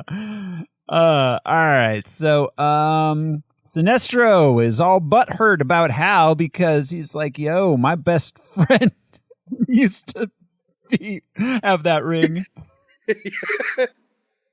Like, dude, be professional. So what's his name? Abin Sur. Yeah. Is he from our neighborhood, I guess? He was from the same sector, yeah. Okay. All right. So we got to keep our eyes out for thin-skinned pink aliens. For Frasier. I guess Frasier aliens. We are purple pink, Frasers. thin-skinned aliens Watch out also. for purple Frasers. So all right. Then he tells calls a meeting of the Lanterns, tells them about Parallax, tells Hal that he sucks, and then beats him up in training. Hal's like, you know what? Maybe I do suck, and I'm gonna go home now. Yeah, man. Yeah, he just quits. He quits. Well, also, they're really bad at teaching. They gave him all of 15 minutes. Yes. And then they're like, you're awful. Swords. Fucking loser. Yeah. Yeah. Go home, you crybaby. That's not like it's a net or anything. Yeah. Which the sword could cut through the fucking net. What if the fear monster had a sword? Boom. Right? Sword beats net. We know that game. So Hector, meanwhile, is teaching his college class. Then he freaks out because he can read people's minds and everybody hates him. And Spicoli comes late. Yeah. He goes to visit his dad, who's the senator. I would also like to point out Waller's I'd like to comment to him. What was that? Where she's like, "Oh, well, we can't tell you the reason why you got called yet." Yeah, that's right. Which is just setting up this stupid reveal with his dad, who I would like to point out, Tim Robbins is 9 years older than Peter Sarsgaard. It was a different time. 1972, I think you said. Oh my god. Yeah. Yeah, it's like when Bruce Wayne adopts Robin. Yeah. But he only adopted Hector like 5 years ago. Hector's mother is Tim Robbins' babysitter. Yeah, he's like, I'm going to adopt a 39-year-old man. Do you want to adopt Hal? No. I want Hector. Then later on, he's like, I should have adopted Hal. If any senators are listening, I am up for adoption. So let me know. Me too. Yeah. Unless you're Kirsten Cinema. So, all right. He goes to, he visits his dad. His dad's like, I know about the aliens. So, yeah, his dad's super into nepotism.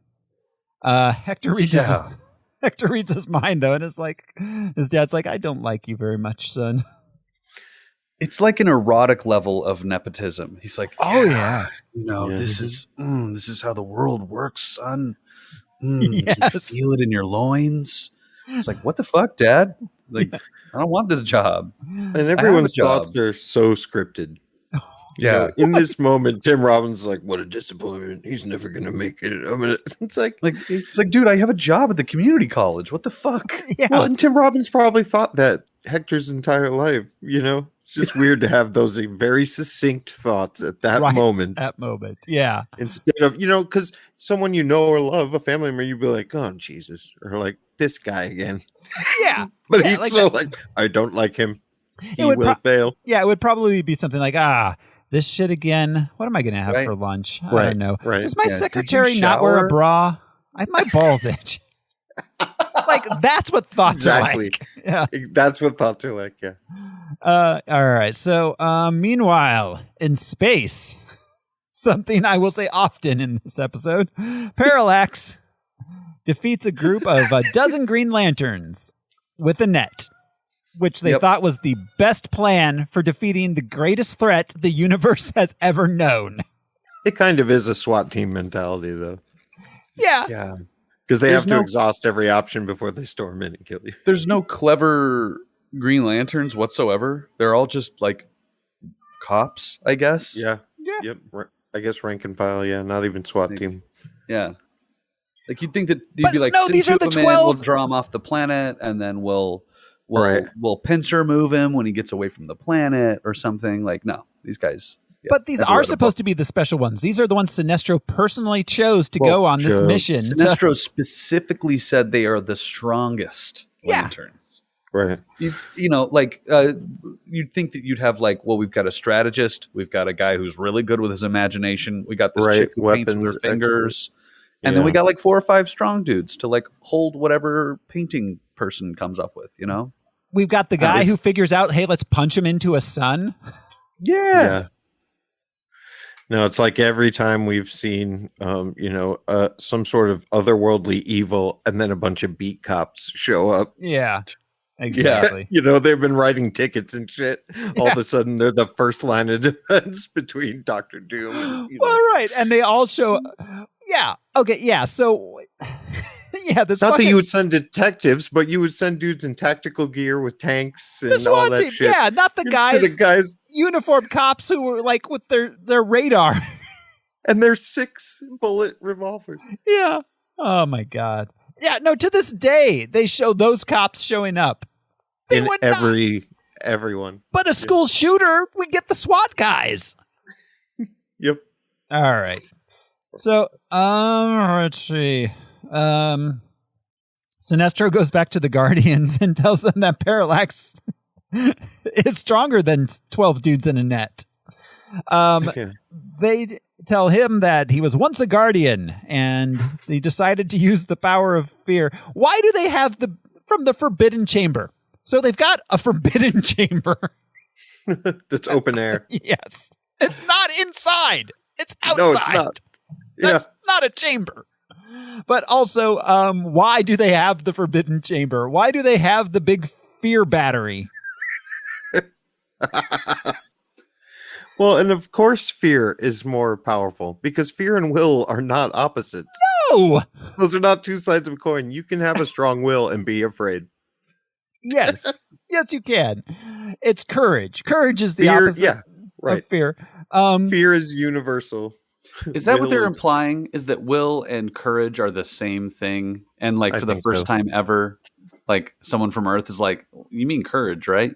Well, yeah, Blake Lively literally says later on, courage is being afraid and still doing the thing. So somebody get these guys a fucking dictionary. Yeah. So anyways, they tell him that the Parallax used to be a guardian.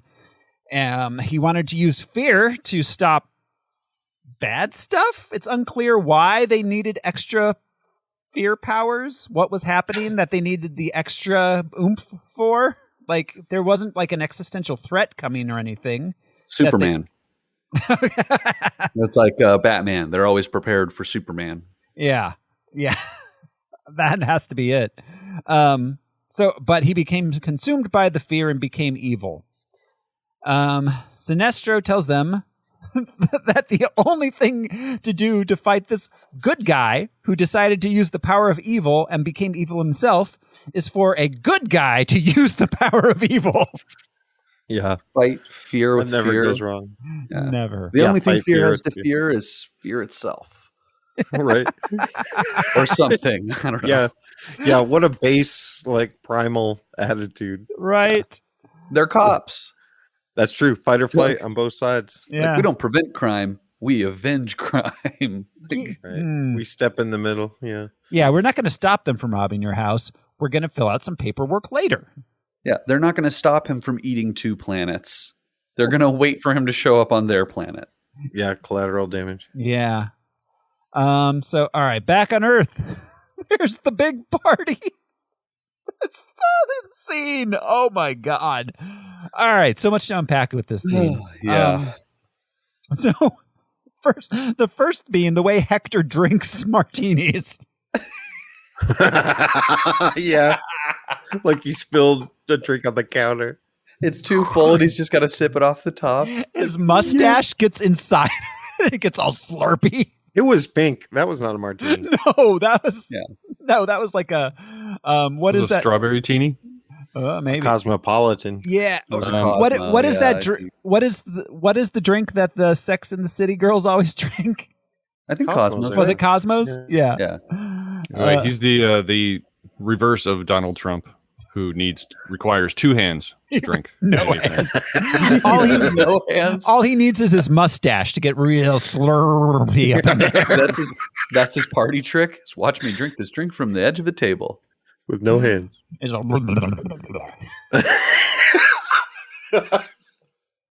He is all that. So I would have liked to see him pick it up with his teeth and drink it that way. yeah, Or That with would have his been head. impressive.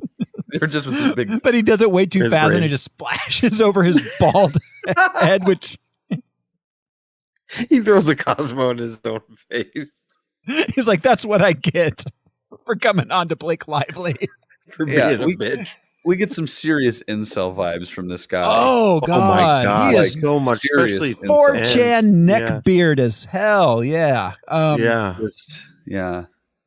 He was not a homely guy before the yellow juice. I mean, so here's the thing. Peter Sarsgaard? No. Okay, no, Hector.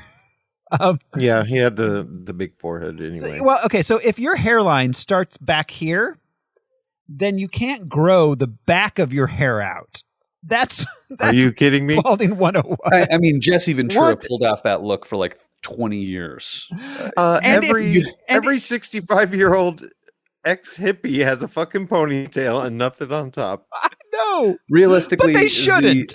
The Picard is the Okay, look okay. if you're losing the top of your hair. Just go Picard. Yeah. And if you're doing that, then you really should not rock the pedophile mustache. The pencil thin mustache. Yeah. Choose. All right.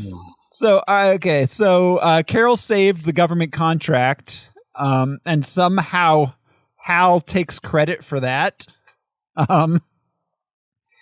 Then Hector sniffs Carol's hair when they meet. Fuck. Yeah. Yeah. Straight up Woo.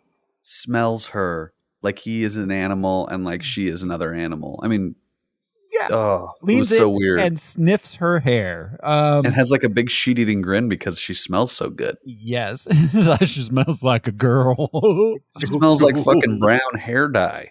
Yeah, she does. Yeah, that's what she smells like. So he gets mad at his father for trying to cover up the fact that he's just spilling the secret alien autopsy out to everybody. How does he hear him? he is like quietly having this conversation with Blake Lively, but Tim Robbins walks over like he is like shouting it at a crowd of people. Yes. Yeah. Well, and It's also, weird. also the way he reveals it is like, this dude does not talk To other human beings. humans very often. Dude, he teaches a class. You'd think that he'd have like some sort of like social ability in some way, you know? Mm-hmm. Yeah. So, all right. Yeah. So he decides to murder his dad via helicopter. With a beer tap?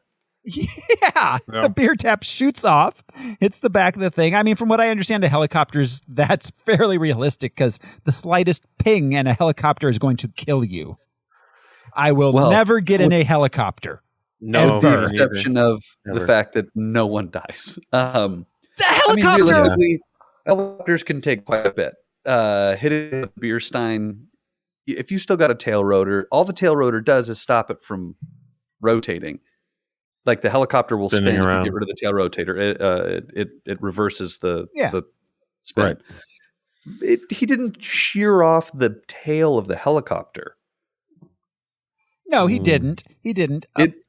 This whole sequence makes no fucking sense from like an doesn't. aviation standpoint. From an aviation standpoint or a simple physics, because the helicopter falls and crashes through the crowd, through the middle of the party, and somehow every single person gets out of the way of it. Like the seas are parted. And those blades are like 40, 50 feet across. Yeah. Well, and they don't seem to stop. The ground does not seem to stop them from spinning. They just keep moving. Yeah. Yeah, like whatever marble floors or something. I don't know. Yeah. You'd think a blade would break off, but it just flies at you like it's a deli slicer. Well, also, that helicopter does not create any wind. No. When it lands or when it takes suction. off. I don't know if you guys have ever been that close to a helicopter. Not that close, but close enough to a helicopter to see how much thrust is created. Like there's so much wind and it's like, fuck, I got dirt and grass and rocks in my mouth. I should have stayed inside. We've all seen drug dealers get into a helicopter in movies and TV. That's how you escape They're always from prison. flapping around. Yeah. Well, and I'd like to, I don't know if you guys noticed, but as it was flopping around on the ground through the crowd, which survived, the entire tail was going wibbly wobbly back and forth for some reason. Like the CGI tail, like the CGI helicopter looked so bad. Yeah, it did. Yeah. This sequence, they should have just had the helicopter crash and have him rescue the helicopter instead of this Rube Goldberg mess of a thing. Right. So yeah, he makes a race car, and then just starts racing it around. Why are you making it go still? Just stop the thing. Right. Yeah. I think make a catcher's mitt or something to catch it in, you know? Right. And just stop it. Yeah. You're thinking like a little boy. You know? Well, I think it's a callback to Sinestro, you know, that your imagination sucks. Yeah. Human. That's as good as you can come up with. Dude, our imaginations are so wild, though. Like, I know. Human beings will fuck anything. I'm surprised. Yeah, he didn't just make some sexual thing. Like I said, why not just make a big pair of boobs to catch it? A bottomless vagina. Yeah, he's like, oh, hey, look, a vagina. Josh, have you been looking at my nightmares? Tomato. Yeah, bottomless. That sounds great. Sign me up. Until you're ever falling. Just sliding in through forever and ever. Oh God, my therapist is going to love this episode. Right? Okay. Well, there's no hidden meaning. That's just a water slide. Yeah. So Hal saves the day by thinking about race cars. Then at home, Hector has some light forehead growth. He ends up looking like Eric Stoltz in Mask. Why did this take so long for this to happen? And why did it stop there? Yeah, why didn't it just keep getting bigger and bigger? Yeah. Well, and supposedly Parallax, was using him, but that wasn't clear until he's like, "You failed me." Yeah. And it's like, wow, I failed you. It would have been nice if I'd known I was in the position to fail you. It's like what? like I a crashed a drone? helicopter into a black tie affair. Isn't that what you want, Parallax? All right. So, Taika Waititi visits Hal for no readily apparent reason. That scene does nothing because we've seen the suit. Yeah. We've seen why? Why does that scene exist in the film? It's just Taika Waititi. Scene seemed like it existed at some other point in the movie and in editing. Oh yeah. They like he should have had the suit before he got inducted into the thing. It should have come with the ring. He should have showed Taika at the house and then gotten sucked up to space. But they were like, well, this is great. I mean, it's funny when he flexes and nothing happens. Yeah, I guess. That's hilarious. And then Taika Waititi has the elegant line of, doesn't the superhero get the girl? And then we cut to, what the fuck, man? Yeah. Those incel vibes you were talking about. Yeah. This movie is you full can go of to incel space. moments. You can go to space. Yeah, right. That's not impressive. You're going to be knee deep in bottomless vagina. Sorry, I can't. Knee deep in a bottomless vagina. Oh my god! Only up to the knees. Only up to the knees. All right, so he has the power of flight, I guess. So yeah, he can control how deep he goes into the bottomless vagina. This is a weird episode, you guys. Why is this happening? Okay, to us? so since we're already there, I have a question. Yeah. Do we see the suit from the waist down at any point?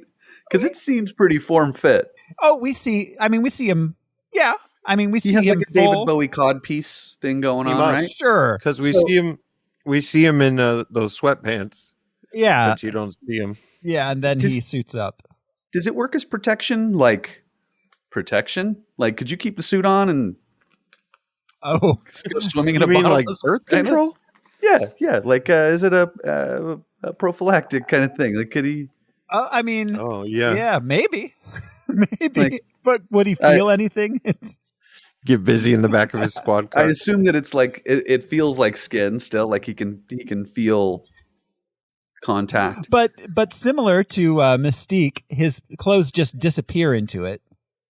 Yeah, because they're built into the ring. It's like Tony Stark's wristwatch armor. Yeah, or Venom. Yeah. I suppose so. Okay. So he shows up, and I mean, I don't understand why it took till now, but I did appreciate the whole, like, I recognize you. I've known you my whole life. Covering up your cheekbones doesn't stop me from recognizing you. Calling out Gotham City face blind. Yeah. And everybody should have said that at this party. Yeah. Hey, it's Hal. Yeah. You were just standing right there. Yeah. The whole time. There should have been, like, at the party, like, Hal, when did you change your clothes? Yeah.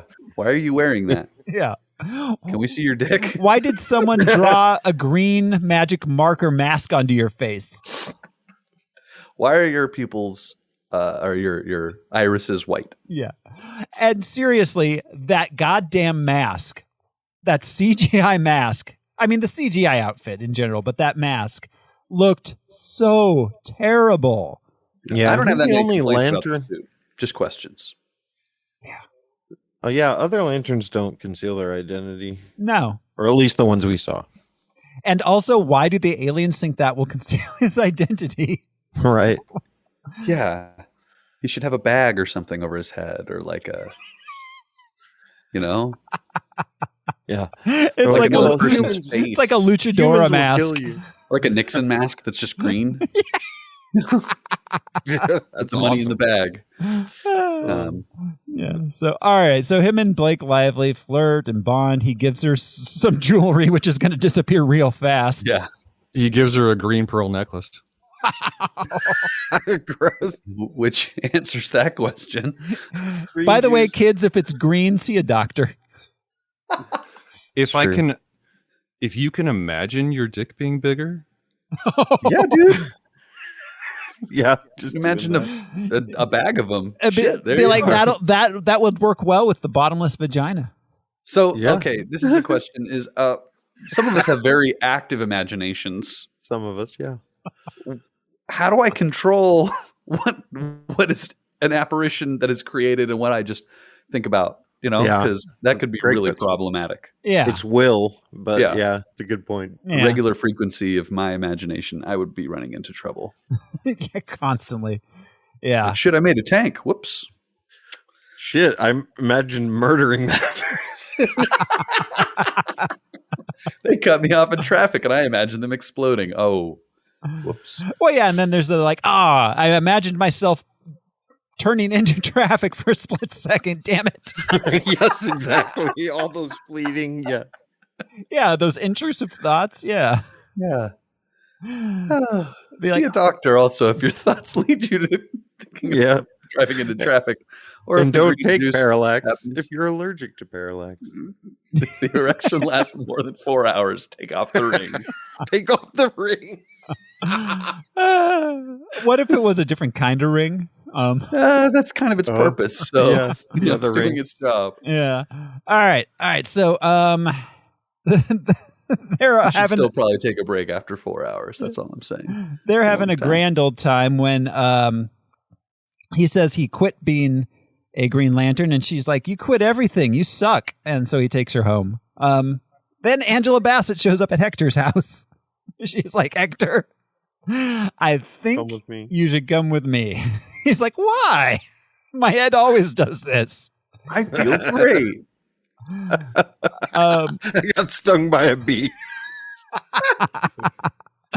So, they say they're going to try to cure him. He doesn't want that, so he murders her, imprisons his dad with his newly discovered telekinetic powers. Meanwhile, the Ring tells Hal that there's bad stuff going down at the old secret CIA headquarters.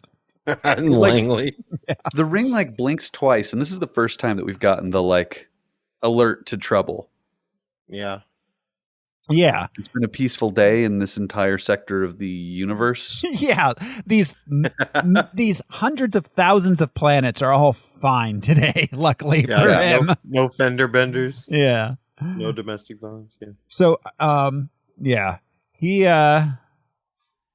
So Hal shows up. He can't defeat Hector. They end up just laying on the floor, wiggling around next to each other. Waller gets washed out of the movie.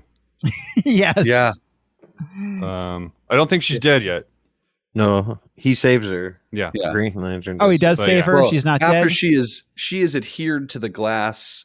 Right. You think she's somehow dead. With some sort of magical adhesive property that she has on her. Yeah. She's just stuck to the glass. Her clothes are made out of duct tape.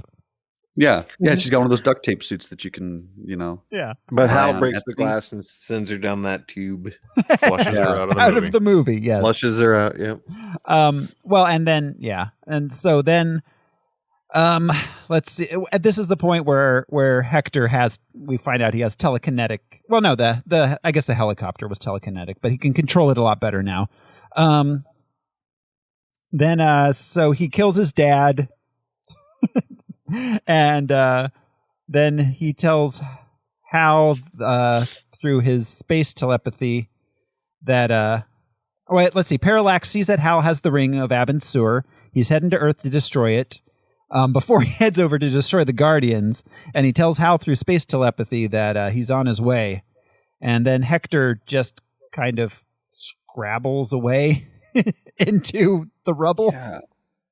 And Hal's like, "I guess I'll let him go this time." With a warning. This time. Yeah, with a warning. like, why are you not doing something? Green Lanterns don't believe in jail. I think that's ultimately the problem. He's like, I can't put him in jail. I'm a Green Lantern. If I didn't kill him, is it justice? Sir, that was a school zone. So Carol and Taika Waititi have a meeting with Hal. Hal's like, "I'm afraid," and she's like, "Yeah, but courage is a thing that exists." But think of how big you can make your thingy, though. For my bottomless vagina. Save Ferris.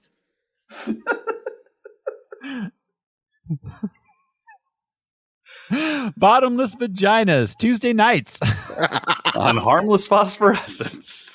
Drinking Cosmos, hanging out. all right. He really should have understood the whole like courage versus fearlessness thing because he is an adult. And that's a really simple concept, which we explain Very to children. Simple. Overcoming fear, yeah. Well, and this is a perfect moment for him to repeat the thing that he repeated to his little nephew, that he thought in his mind that his dad said to him, "It's my job not to be afraid." Like, at no point in the third act does he say this shit to Parallax or to Carol or to Taika or to he doesn't tap Hector. in. Right. Yeah. Like, we don't know what he taps into. No, exactly. No, he just taps into. He says the Green Lantern bullshit. Yeah. He's just like, he literally says the oath. Yeah. Which, okay, great, but like, why? Yeah, there was no emotional connection to the oath that you established. No. Like, yeah. No in my mind, mind, no memory. Instead of saying the oath, he should have said, like, "It's my job not to feel fear." That's such a human, stupid aphorism to say, and that's such like a human thing before rushing into battle is to say something hokey. Yeah. Yeah. And then do the thing. Yeah. Yeah. So fear is the mind killer. It's the little death. Yeah. Yeah. Okay, he heads back to Green Lantern Planet to ask them to help defend Earth. They say no, so he asks if he can go back and defend Earth on his own. He can come and go as he pleases. We already know no this. one was stopping him from doing that prior. Why did he have to ask them and get their permission? Because it's like becoming a detective. You got to apply. You got to put your name out there. You got to be like, hey. You got to get a warrant. All that shit. You'd be like, you can't bust Parallax. You don't. A judge didn't sign the papers. Yellow. The district attorney has yet to. Did you read him his rights? If you didn't, he's just going to be back out on the streets tomorrow. They're looking through two-way glasses. So, all right. Sinestro's got his yellow ring now, though he hasn't put it on yet. Hal goes back to Earth, finds out that Hector kidnapped Carol off screen, and is threatening to inject her with the yellow juice. Oh, man. The yellow juice. First, he gives a speech about how Chads will never understand. Right. Yeah. What it's like. Your chiseled jaw. And then he's like, if she doesn't find me attractive, I'll make her like me. Be like, dude, you're not going to want her after she's got a big old lumpy head. That's how incels work. Yeah. And apparently she's the only broad in a 100-mile radius. Yeah. Right. Yeah. He's like, I was held back for 15 years in school, which is why we went to school together. She's the only girl that's ever spoken to me. Was he like a teacher? Was he student teaching when they were in school there? No. Because that's way more problematic. Yeah. He's just afraid of getting caught. So, all right. Hal finds Hector. He's like, Hector, you can have the ring if you let her go. And Hector puts it on, and then Hal just blasts him with it. Parallax shows up. He kills Hector for not being evil enough. I liked how Carol dropped and he catches her, but like falls down himself. At least that was realistic. Yeah. Yeah. Yeah. It didn't just catch her in his arms. Yeah. Well, and how did he blast Hector This without wearing the ring? He just used his mind powers. I don't know. Cool. Yeah. Don't even need the ring on. Yeah. As long as it's near you, you're good. So, yeah. It's near me. He deflected the blast that Hector had sent his way. And then shot it back or something. Yeah. I don't know. Yeah. That's regular Hal Jordan. That wasn't the Green Lantern. Yeah. So, all right. So Parallax is going to kill Hal, but apparently something that none of the Green Lantern Corps thought was shooting it with missiles. Never occurred to them. Yeah. Because Parallax gets really hurt every time this happens. It's all like, and then retreats. Like, fossil fuel. Right. My only weakness is explosives. Yeah, it seems like Earth's already prepared for this guy. Yeah. I think Earth. They make everything blow up. He may take out Coast City before they can get to him, but Earth's going to just blow him up eventually. I think ultimately it just pisses him off. I did a brief Google on the Green Lantern powers, and I should have brought this up while you were talking about them, Al. Originally, the Green Lantern's constructs, I guess that's what they call them, could not be affected by wood. Yes. That was back from the Golden Age. So if Parallax had just had like a baseball bat, he could have just gone and just smacked the shit out of everybody with a baseball bat individually. It goes around the Guardian thing like Robert De Niro and the Untouchables. But it makes me wonder if Parallax also has a weakness. So maybe it's like smoke or like glass. Explosives? Yeah. Yeah, anything that explodes. All right. So, so Parallax heads out to start destroying the city. Everyone's running from him Godzilla style.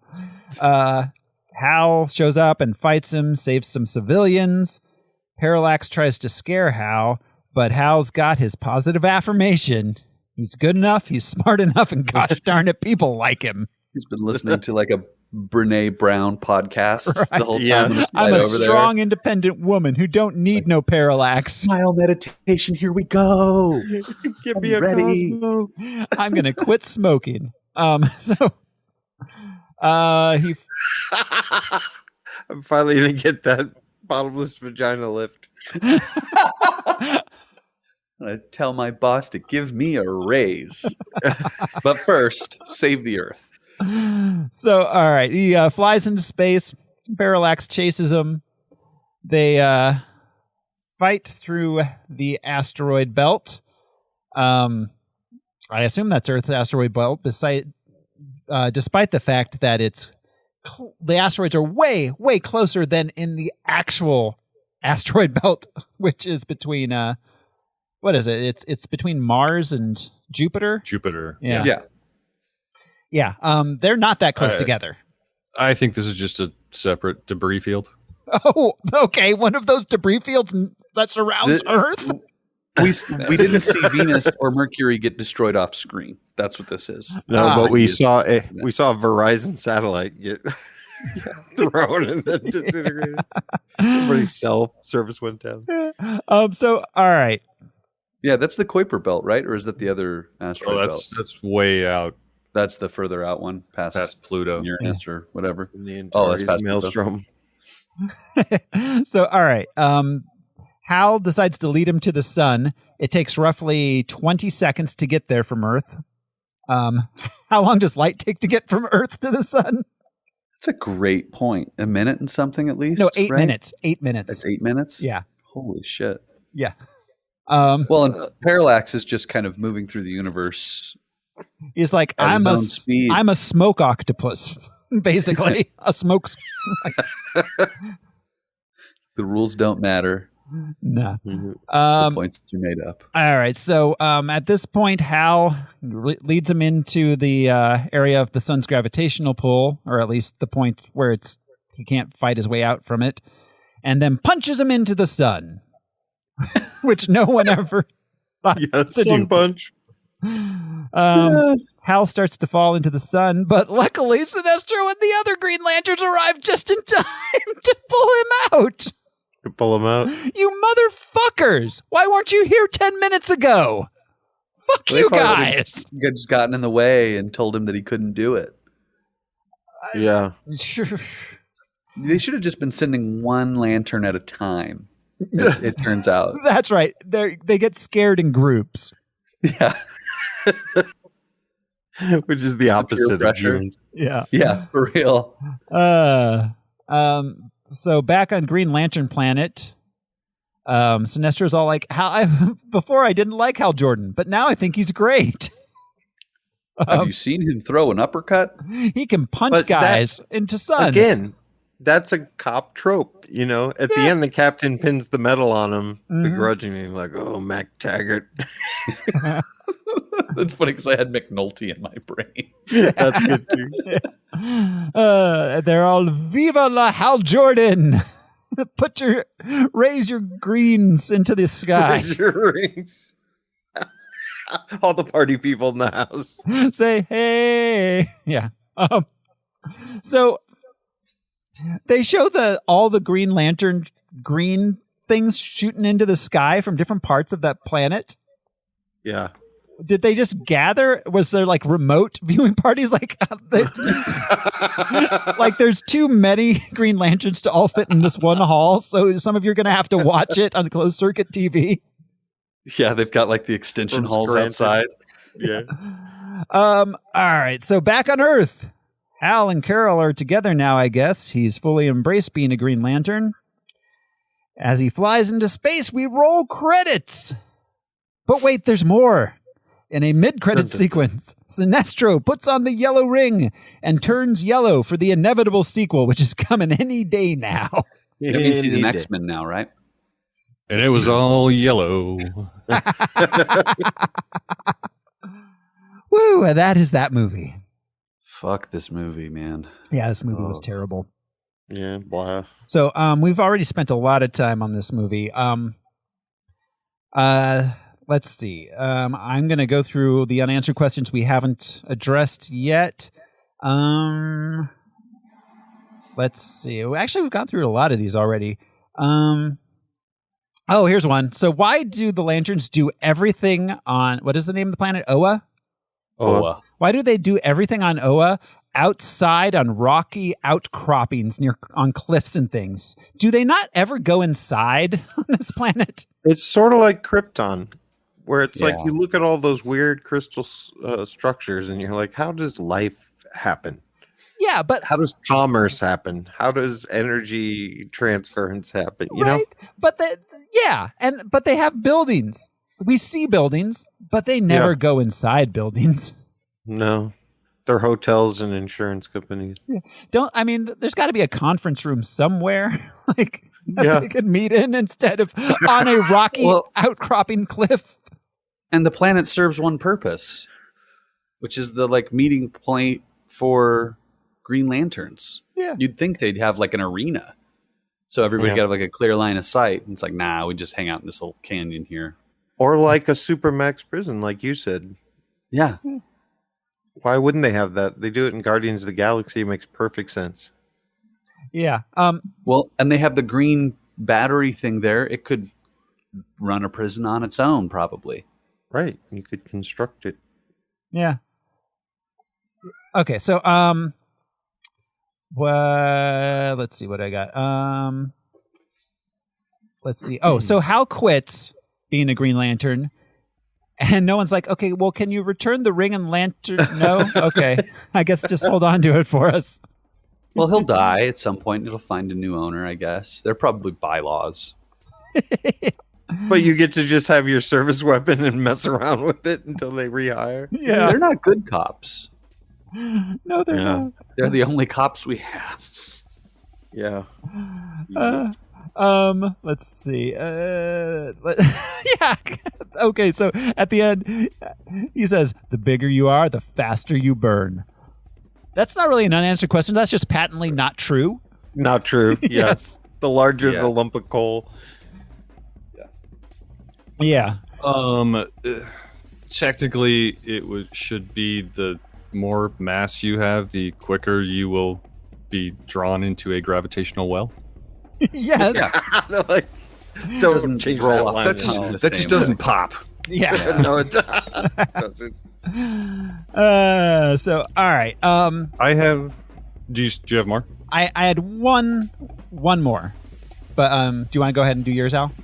Well, no, I had an answer to the asteroids. Okay. They're every planet has a number of what they call co-orbital asteroids. Trojan asteroids that exist at certain Lagrangian points within the orbit that also kind of keep them from approaching Earth, say. Mm-hmm. Okay. So there would be a number of asteroids outside the main asteroid belt between Mars and Jupiter. They're kind of all over the place. I guess I'm just wondering, are they really that close together? Because my understanding of any sort of asteroid field or belt is that, like, you can definitely like fit major cities in between them. Yeah, sure. It's one of those problems with fighting in space and having no point of reference. It's like you just get here to here, like super quick.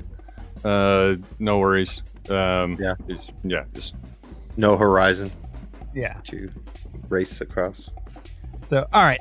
The last question I had was, so House said at the end, he's like, my new job is going to make me travel a lot. So this is more, I guess this is something that's not specific to this movie, but how's he going to pay for like his apartment and stuff if he's just off being a Green Lantern? He still has to like occasionally come home and like eat and sleep and stuff. And fly test planes. Yeah. So he's still going to be a test pilot sometimes? I guess. I mean, she's not going to fire him. Oh, she's just going to keep him on. Yeah. I guess when your girlfriend owns the company, she'll just keep you on payroll. And they fired half the staff, and they got the contract anyways. It's capitalism in action, man. This is the American dream. Oh, God. She's making big bucks. She can afford to pay her handsome boyfriend. That's way too to be a cop. Can't he stay at the precinct house like firemen do? You know, like they spend like 4 or 5 days like living just there. Live on sleeping bags in that big canyon thing. Yeah. I feel like he wraps himself up in a guardian robe. He's like, guys, can we go inside one of those buildings to sleep? No. Like, there's nothing in there. You know that, right? They're empty buildings, Hal. What do you think's happening here? So, all right, that's all I got, guys. You ready to rank this thing? Oh, fuck. I had a couple thoughts before we get to the ranking. Yeah, go for I thought it was disappointing that we didn't see, they didn't feature, rather, any female lanterns. Or characters. I went back, checked out the lantern scenes with all the all of them into one place, and I counted 4 lady lanterns. I didn't get a chance to look at when they went and fought Parallax in the V formation. There might have been a couple there, but they were all brief shots of lady lanterns and no lines. And I mean, they could have just. They were not sapphires. No, but aren't they? Isn't that the idea? Yeah, maybe there is a complimentary sapphire crew. Sapphires are predominantly women, but lanterns are not necessarily all men. There have been several female lanterns over the years. Yeah, I was giving it too much credit. I'm sure it's just the nerds that made it. Yeah, would have been a great way to defeat just the sexism, Bechdel guys. test. No need to having 2 female Green Lanterns talking by the water cooler about busting all those criminals. Right. Epsilon. They did have a very close shot of a female lantern who had the shirt that split open to expose her cleavage and midriff. Of course she did. Of course. Like an Oscar dress. Yes. Yeah. Would it have been great if there was like a shot of like 2 female lanterns talking and be like, yeah, so I suggested we punch them into the sun, and they said, chicks. Yeah. And then a guy stood up and said it, and they're like, all right. Yeah, let's do it. All right. So any other last thoughts, guys? Other than that, I thought this had a very MCU vibe. And I half expected Stan Lee to show up, like fleeing from Parallax. Well, I mean, this is really the first cosmic DC movie, right? Yeah. Yeah. I thought, I mean, for obvious reasons, they didn't include Stan Lee, but that might have been a funny gag. Yeah. If he had shown up, he's like, I think I'm in the wrong place. Well, we didn't mention it, just besides briefly, that Ryan Reynolds obviously goes on to become Deadpool. But in the post-credits of Deadpool 2, he shoots Ryan Reynolds in the head while reading the script. Yeah, that's right. We see the Green Lantern card in somebody's wallet at one point. But there's one other thing that has made multiple appearances now. There's a shake weight in this movie that is in Scourge's shit. Behold my stuff. Yeah. It's in Hal Jordan's apartment, but also it's in Deadpool. So yeah, that shake weight is our Stan Lee cameo, if you will. Shake weight. All right. So guys, you want to rank it? Yeah. Yep. All right. Let's take a look. See here. I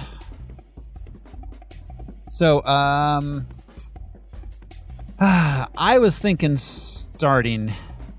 What this made me think about was the Fantastic Four movies we've seen so far. Yeah. We've got one at 42. We've got one at 44. I also thought about Van Helsing. It's down at 49. Hulk I thought about. That's down at 62.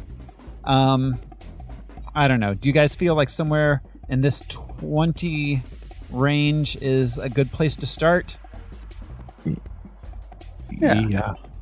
How close to Blade Trinity would it be? I think Blade Trinity is a better movie. I agree. It has Ryan Reynolds. Yeah, I think it's fine. Yeah, Blade Trinity wasn't a great movie, but it was also... It was okay. It wasn't like... there were parts of this that were just like painful and boring and rote and by the number. Blade Trinity at least was a little original in parts. Yeah, it's comedic beats hit. Yeah. He's just meh. Like Fantastic Four: The Rise of the Silver Surfer, a cloud was our big enemy. The big bad, yeah. Yeah. I like putting those together. It's very similar to Hancock in that it was a really fun movie until the third act. Yeah, I'm not sure. I still don't know if I agree with that. Okay. I agree with that with Hancock. I don't know that I found much of Green Lantern to be fun at any point. I found Hal Jordan to be such an unlikable douchebag of a character that at no point was I ever rooting for him.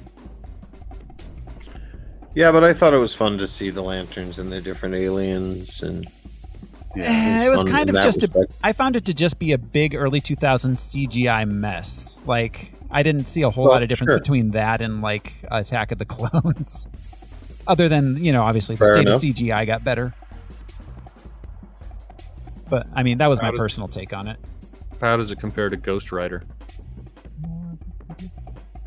Oh, well, I mean, other than not having Nicolas Cage, I'd say let me see. Okay. It may be better than Ghost Rider. What do we think? Yeah.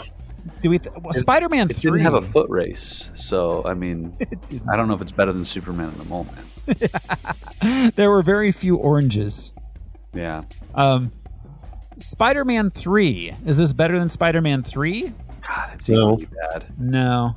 No. I don't think it is better than Spider-Man 3. Turtles 2. It had no Vanilla Ice, but on the flip side, it didn't have Vanilla Ice. Yeah.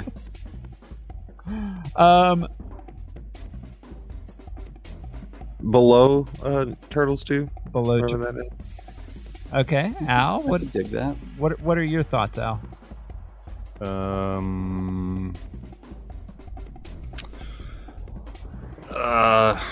Just below Mole Men. Below Mole Men? Yeah, Mole Men was so classic. Okay, what do you think, Josh and Brian? In a 52 position kind of way. Yeah, I'm fine. Yeah. It, again, didn't have a foot race. Okay. All right, I'm down with that. We'll put it there. Green Lantern goes at number 53. So, not great, but not bottom 10 or anything. Wow. Yeah, it's actually a fair ways up there. Yeah. Like I said, I didn't find it as terrible as its reputation had. It was just very, very, very tropey, wrote by the numbers, boring storytelling. Yeah. It did not set itself apart in any real significant way. No. All right, so that is Green Lantern. We're calling it a day there.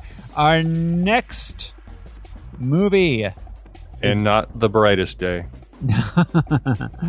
Our next movie is going to be Captain America: The First Avenger. Yes. So that's gonna be fun. That's coming next week, everybody. Thank you for hanging out with us on Harmless Phosphorescence, whether it be on YouTube or the podcatcher of your choice.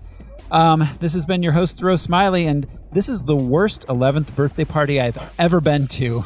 So I'm leaving. I'm Josh CC, and I'll be busy not being good enough. I'm Brian Lesh, and abolish the Green Lantern Corps. I'm Alaric Weber, and I have concluded admiring myself. Thanks, everybody. See you next time. Bye. Bye.